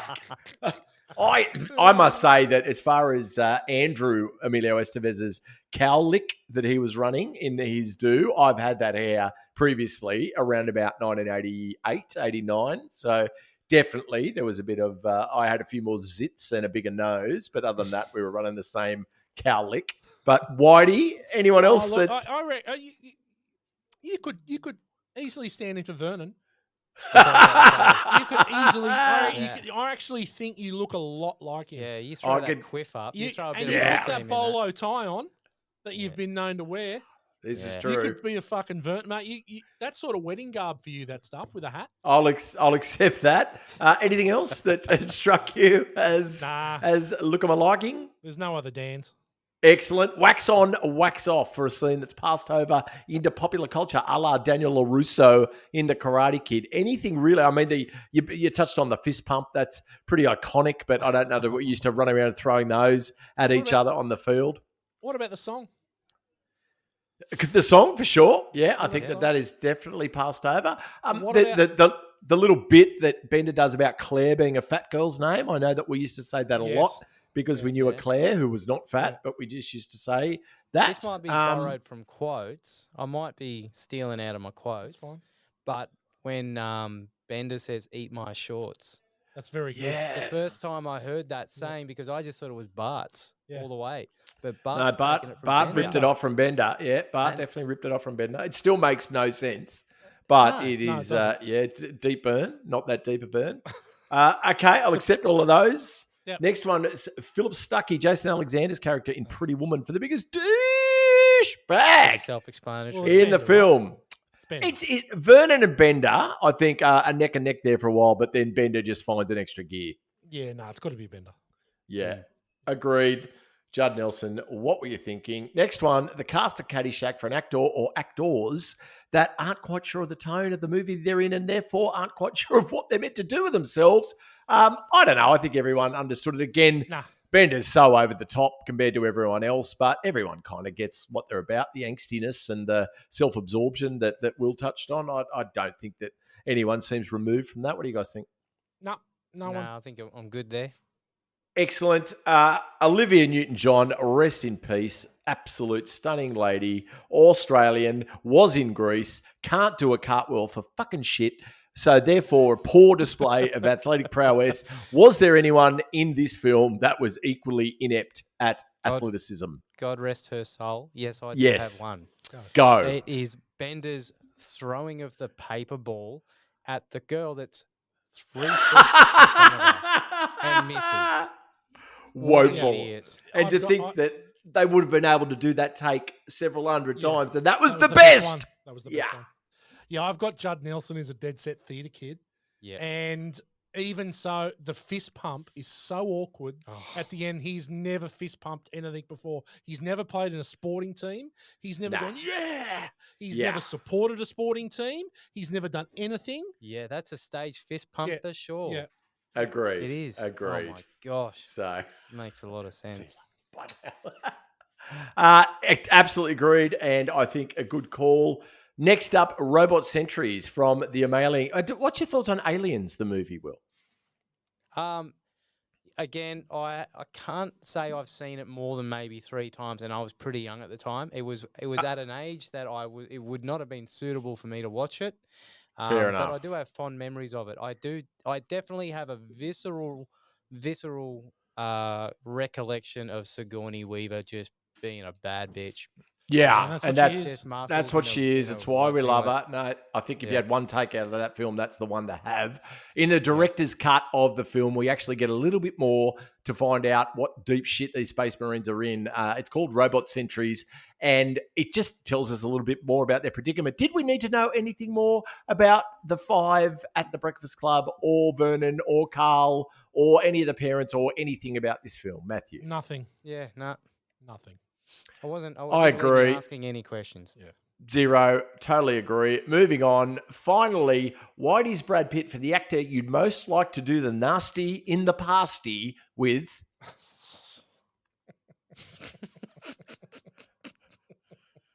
Did you make that one up?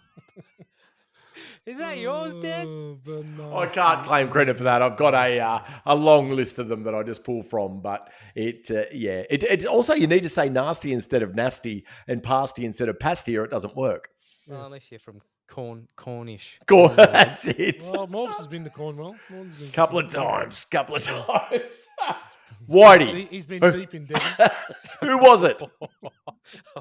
How good was Devon? Mate, I've got to say, Devon's one of the best Devon and tomato sauce. If Gow was here, he bum lips and assholes. If Gow was here, Gow would have came in his pants at the mention of the word. No, it's one of those things. If you say the words Devon and tomato sauce, I can taste it. Yeah. Yeah, I can taste it. In fact, I'm tempted to go and buy Devon tomorrow. Yes, you would too. I'm tempted to. Oh, such a good sandwich. Wow. Yeah. Okay. Look, if this is the first movie where I've really struggled to have this one, but it'd have to be Molly Ringwald. Yeah. Oh yeah, I think both her and Ali Sheedy are beautiful women. But That's it's one of the ones where I'm like, generally in each movie, there's a standout where you're like, oh, definitely that. Yeah. But this one, I'm like, I there's a chance I go home and pull myself. There's a chance. All right. Okay. You know what I do? You know what I like about the 80s is bad teeth. Oh, yeah. Everyone was from England. Yeah. Yes, they do. Nobody's Geezer teeth. Geezer teeth. Yeah. Shut your mouth. Excellent, boys. That's quick fire. Well done. Thank you. Yeah. Okay. Well done, Daniel. Listen to this.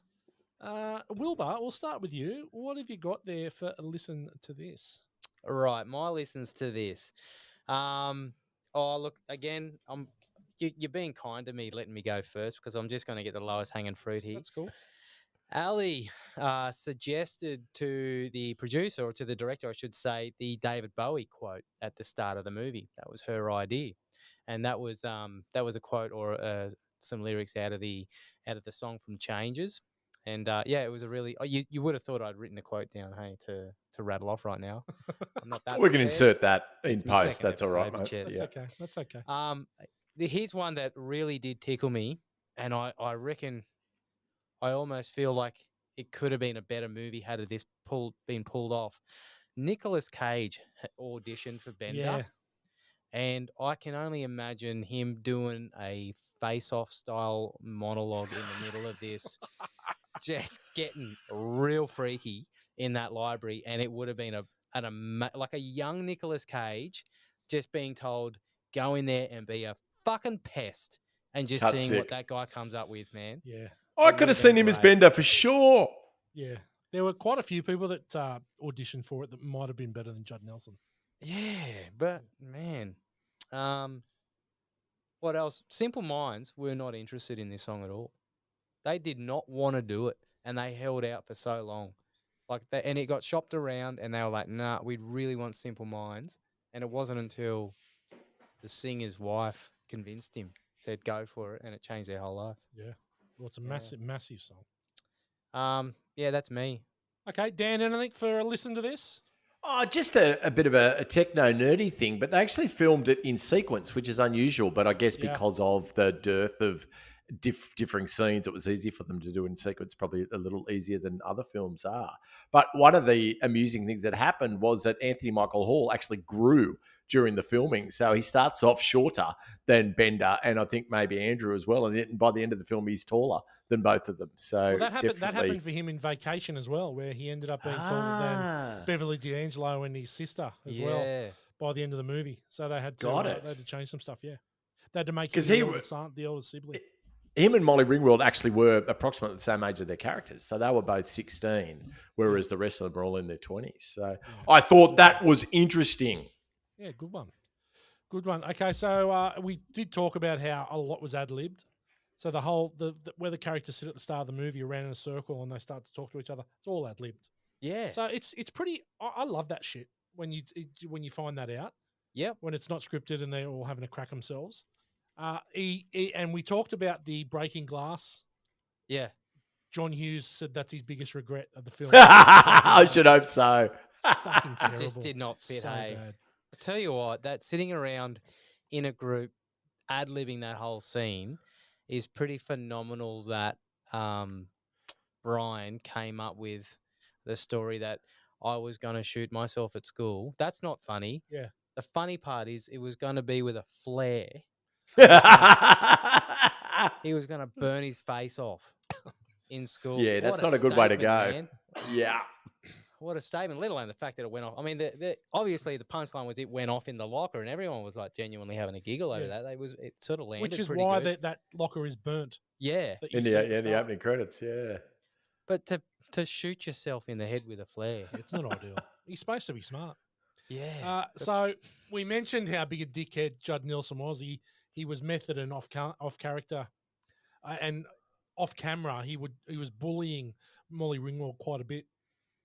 John Hughes nearly fired him, except it was old Paul Gleason. Vernon said, nah, leave him in. He's too good, which he wasn't. Could have very easily been replaced. I kept coming back to this. And we definitely, with 2023 viewing, you're like, what the fuck were they thinking? But this was a character that's so revered. I mean, this film features at the big old arts monument in the States where they put this as capturing a moment in time as an important film document. I can't think of the monument that is, but no, it's obviously revered and culturally revered. But yeah, fuck me, it's difficult to watch it with our eyes today. Yeah, definitely. So when Bender flinches when Vernon goes to fake punch him, that was a real flinch.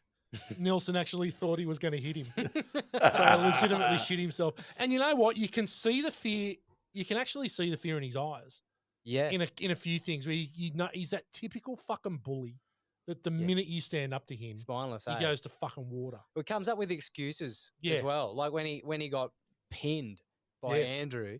Like Andrew had him. I was just about to kill you. Knew it from the get-go. Like I've got this guy like in spades here, and then it just comes up with this. It's not even worth it to me. I'm not going to even bother fighting you. Like I could punch you like while he's backing out, and then has to pull out a knife to kind of sell the point home.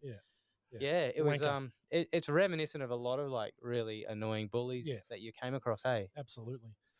John Hughes, they rehearsed the entire movie 3 or 4 times before Like a they started, play. like it was a play, right? Mm. And then it was actually written as a play. He wrote it as a play, and high schoolers performed it as a play, which is pretty cool. It's Yeah. a perfect, very it's cool. perfect play, Yeah.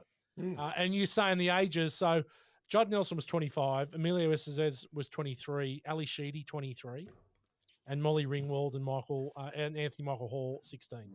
Yeah. So yeah, and what about these? I reckon these titles might be better. The Lunch Bunch and Library Revolution. Library Jesus. Revolution. Yeah, way Jeez, better. that's a bit self-indulgent. Yeah, way better. Yeah. way better. They both suck. Okay. Now I couldn't find a 1 Degree of Kurt Russell. Well, So, and it's not surprising, as Kurt probably wouldn't lower his standards to work with any of these knobs. Let's move into quotables. surely Emilio Estevez is the closest run somewhere.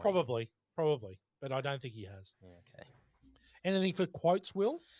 Yeah, I've got Brian again, mate. I loved it when Bender pulls out Moliere, the author, Oh my and God. Brian's like, I love his work.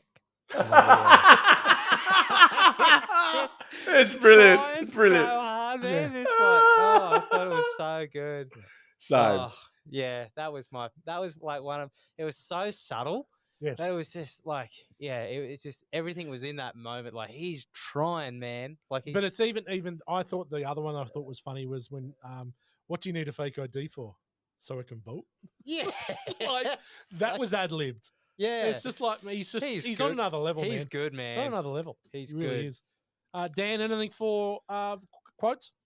Look, I empathised a lot with Claire's character there when she said, "Do you know how popular I am? I'm so God. popular. Everybody loves me so much at this school." Like, and the way she phrased it, like, I just instantly was thrown back to 1991 at Cromer High School, and Just the fe- burden. feeling the pressure of the Did you adulation. also pick up your cross and bear it? I did. It was. Yeah. That's why I'm stooped to this day. Yeah. So no, I thought it was pretty revolting, and you would hope that they get that played back to them 10 years later and think, "Did I actually fucking say that? Oh my god!" Yeah, awful. Yeah, not good. Not good. What about?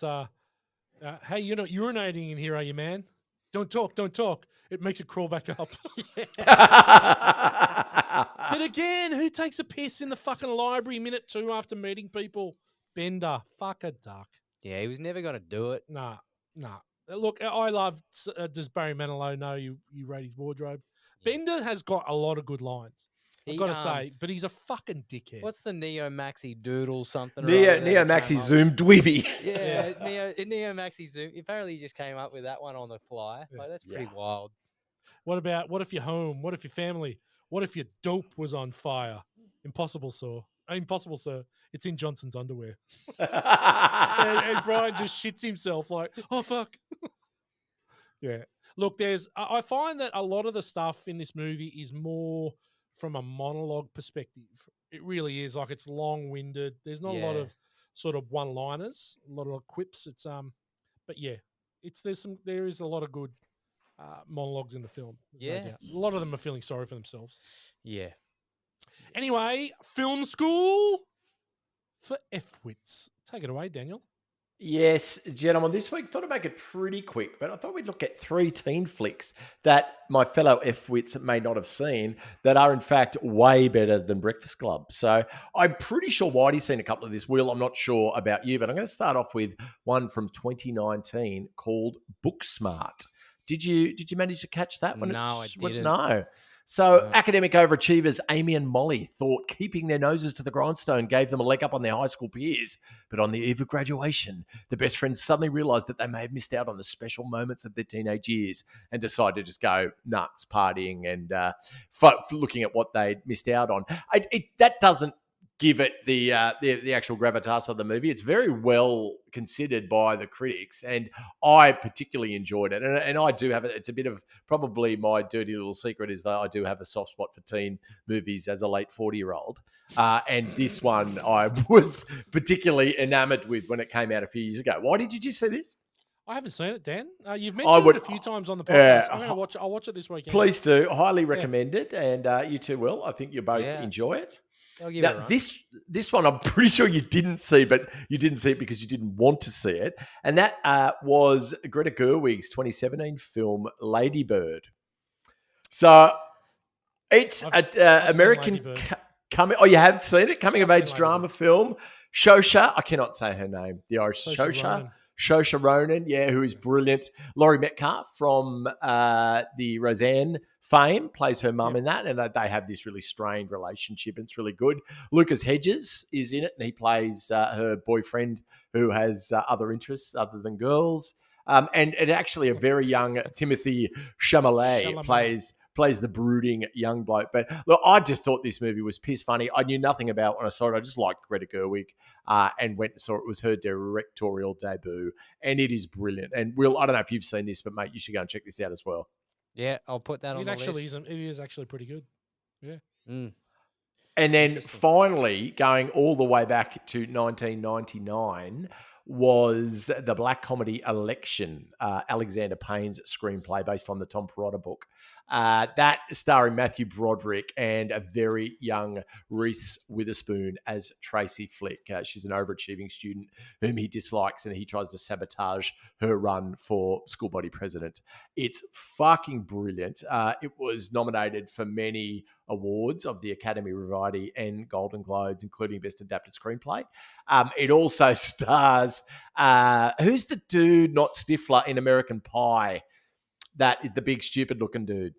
Oz Striker, Chris Klein. Oz Striker, he's in it as well, just playing this super dumb character, and he's actually very, very good in it. But I highly recommend this and suggest that you go back and check it out if you haven't seen it. But those, they could be teen flicks. They definitely center on a teen universe and a snapshot in time for growing of age teens. And in my humble opinion, far better than The Breakfast Club.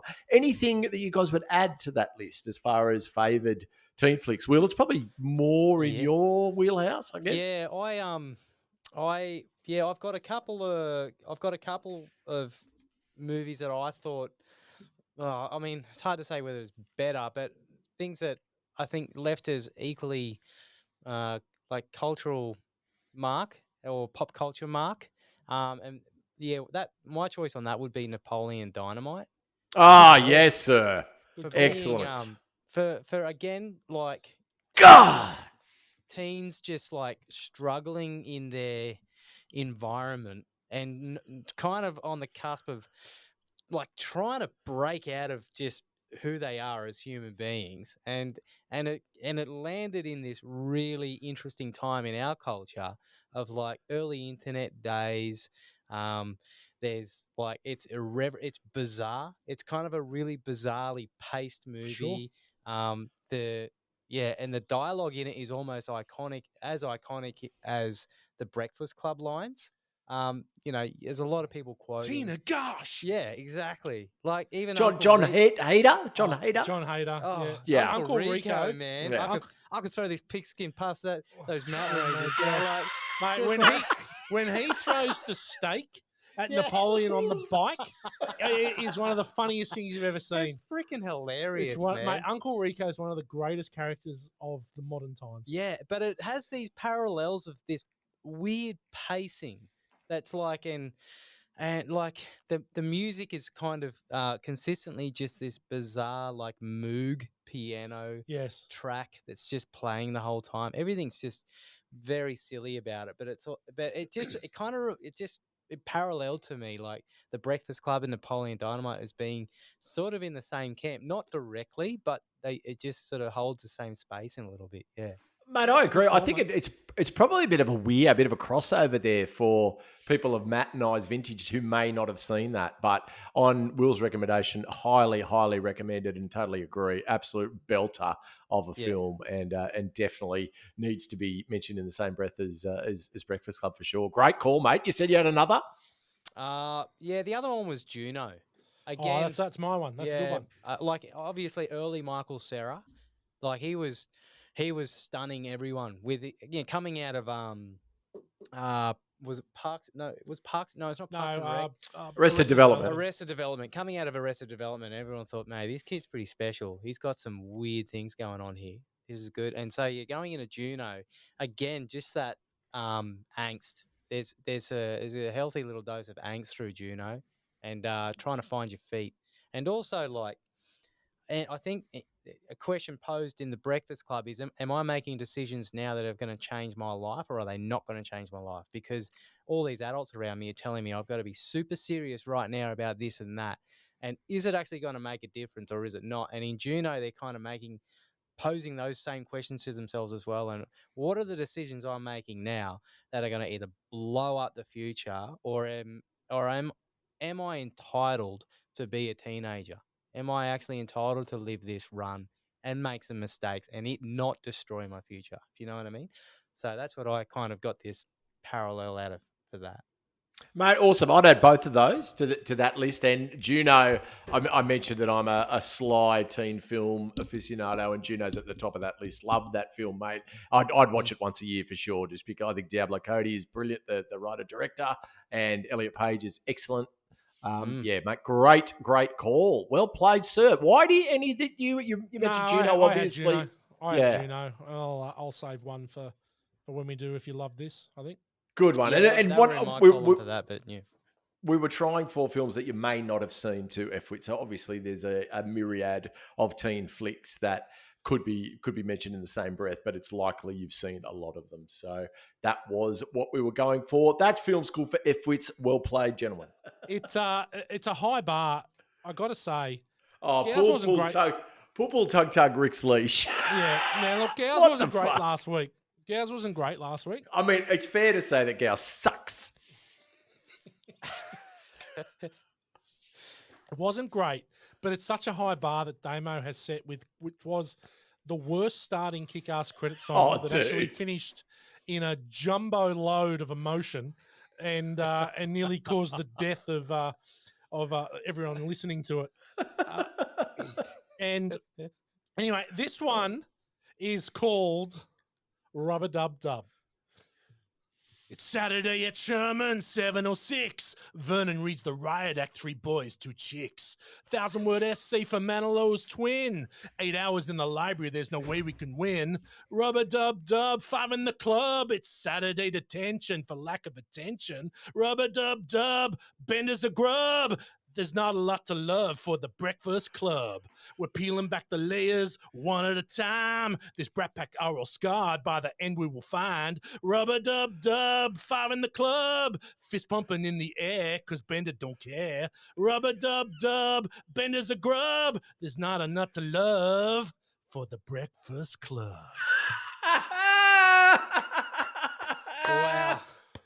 Wow. I think that's the first one I haven't fucked up. It's different in person, I got to tell you, man. It's the vibe. It's the vibe. It's hard to look in his eyes, Will. I know what you mean. I didn't look at him.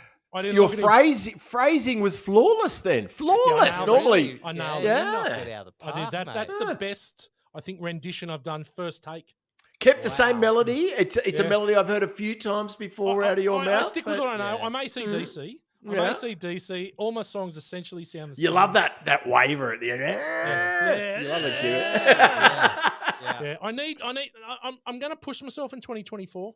I might work a bridge. I might work a bridge into a couple songs. 100%. I want to catch a middle 8. Yeah. Maybe a You get Snoop Dogg to come and do a guest middle 8. Yes. Absolutely. We could probably duo. Like, if you're 2 men in a studio, sure. got to get Got to get maybe some harmonies. Well, we could Maybe do throw some- we could do a barbershop quartet. Yeah, some thirds and fifths in From there. Sc- You know? from I think Scotland, you right? two are probably the Christmas. only two that can actually pull off a harmony too. The rest of us are a little pitchy. Don't know about that. Okay, let's slide into star of the show. Dan, who have you got? I can't go past Anthony Michael Hall. John Hughes definitely a strong second for giving us that discography of amazing flicks that we grew up with. But on this revisit, absolute standout for me. For what Will said too, just some of the line delivery, like he's just got, but for a 16-year-old, perfect comedic chops. And it was really evident in this revisit. Thank you, Anthony Michael Hall. Well played. Wilbur? Yeah, I have to second that. Anthony Michael Hall. I just think he held it together, and it was in those quiet little moments. He just throw a line in there. I don't know if many of them were scripted or if a lot of it he was just riffing, and they were just like, we're keeping that. That was so good. I just got the feeling that he was just in his zone, and he was in a run at the time with those movies, and I think he was just feeling it, and it delivered, man. He was so good. I really liked his stuff. Yeah. It's 3 from 3. He's an absolute standout. Definitely the best actor in this ensemble. And the movie's not the same with him in it. And I think if you take him out of it, it's a worse movie. Yeah. There's probably a couple other you could probably replace and it'd be a better movie. But if Yeah. you take him out, it's a worse movie. I also really like Vernon as well. I thought he was really, the principal, I thought he was really good too. Yeah. Yeah. Okay. Final thoughts. Watching this time around, I think I realised why I had only seen this around 10 times. Look, there were bits that I enjoyed, but yeah, we'll get to it in the rank bank where we're heading now. Got a couple options for tonight. I'm happy for some feedback. Library Dutch ovens. Pieces of dandruff art. Oh, yeah. Scumbag bullies. It's got a good ring to it. Under table panty sniffs. Stereotypical characters. Bullshit happy endings. Oh, that's almost a. I think it's got to be under table panty sniffs for me. It has to be. It has to be. Thank you, Daniel, for actually putting your foot down there. Yeah. I don't like sometimes. I don't really like putting my foot down very often, and I'm glad I didn't have to tonight because it was going to have to be under the table panty sniffs. So grim. So grim. It is the grimmest part of the movie. When before that, the grimmest part was let's lock the doors and impregnate the prom queen. Yeah. So how do you up that? It was a high you bar. Sniff a box under the table. Yeah. High bar. Yeah. Okay, so we're going to start with the guest, Wilbur. How many under table panty sniffs are you giving The Breakfast Club? I didn't want to go in with a preconceived rank in my head until I had the discussion with you two gentlemen. Namely because, I didn't trust my emotions. I didn't trust my head. Mate, you're head coming about off it. a small base to 1.32 times to have seen it. It's difficult to process what a time capsule That's it is. right. So no, Yeah. mate, just don't hold back. Lay it on us. Yeah, look, I think it's gonna. Okay, I'm just gonna come straight out with Go it. for it. It's 3.25 for me. Okay, that's Strong. Yeah, it's more than I that's pretty thought. strong. Yeah. Yeah, well, I'm not overlooking the cultural significance of it, and I did sense it. I think there are a lot of good things about this movie, and it does tackle some good stuff in the movie. And I mean, it's probably Brian's acting. The character Brian, his acting drags it up, but also just young Emilio. I've got a heart for him. He's been around in a few movies I've seen in my childhood since that point. But yeah, 3.25. Well done, Dan. How many under table panty sniffs are you giving the Breakfast Club? I am exactly on the knocker with Will. Plumber Lickouts and I are aligned on this one. 3.25 under the table panty sniffs. Yeah, it's more for the cultural relevance, more for the nostalgia. It's not quite North Shore to me. I didn't absolutely froth out when I watched it this time, but I'm also not going to Marie Kondo it because I think it will be something I watch with my daughters at some stage in the not too distant future. It was a apart from Bender and a lot of the cringy moments, I definitely enjoyed watching it and was able to quote it pretty much verbatim. All right. I've got a difficult relationship with The Breakfast Club. I'm giving this movie 2.75 under-table panty sniffs. Wow. Cop that. I just found it a little annoying. Yeah. It's really Bender. I think if they had cast Bender with someone that could act and pull off the emotional range that he goes through, I didn't believe the whole monologue of him talking about his parents, bashing him and all this kind of stuff. I just didn't thought it was most overacted part of the movie. It's abrasive. It is, and it just doesn't sit with me well. So 2.75 for me now. Very interesting here. Last week, The Hangover came in at 3.08 Wolf. Oh, it's on the knocker. Yep. Now, The Breakfast Club also comes in at 3.08 under-table panty sniffs. Wow. Just above The Lost Boys at 3 maggot fried rices, and below North Shore at 3.13 Pool Delicious, That's all which you, Dan. is a It's all fucking me. That's all travesty. me. I dragged it up above this You trope. did, though. Daniel, Hey, Mate, the people have spoken, and I've Daniel, told them all to get fucked let me just- individually and so en masse. If you had given that, even if you had given that a 3, 2.88, Oh, mate. If my It auntie still had balls, rates she'd pretty be my fucking uncle. high. Exactly. still rates pretty fucking high. You really destroyed that. Yep. Nah, Dan. Thank you. What a shame. Dan, if the wave breaks here, Don't be there. Don't be there. All right, now if you loved The Saved it, Breakfast man. Club, what are you going to love? Wilbur. Well, you've already heard my list. I'll tell you Yep, again. that's good. Yeah. Run with that. Napoleon and Juno. Yep. Give them a run. Good call. You'll love them. Daniel, you got anything? Yeah, I'd say just go back to my list of teen movies.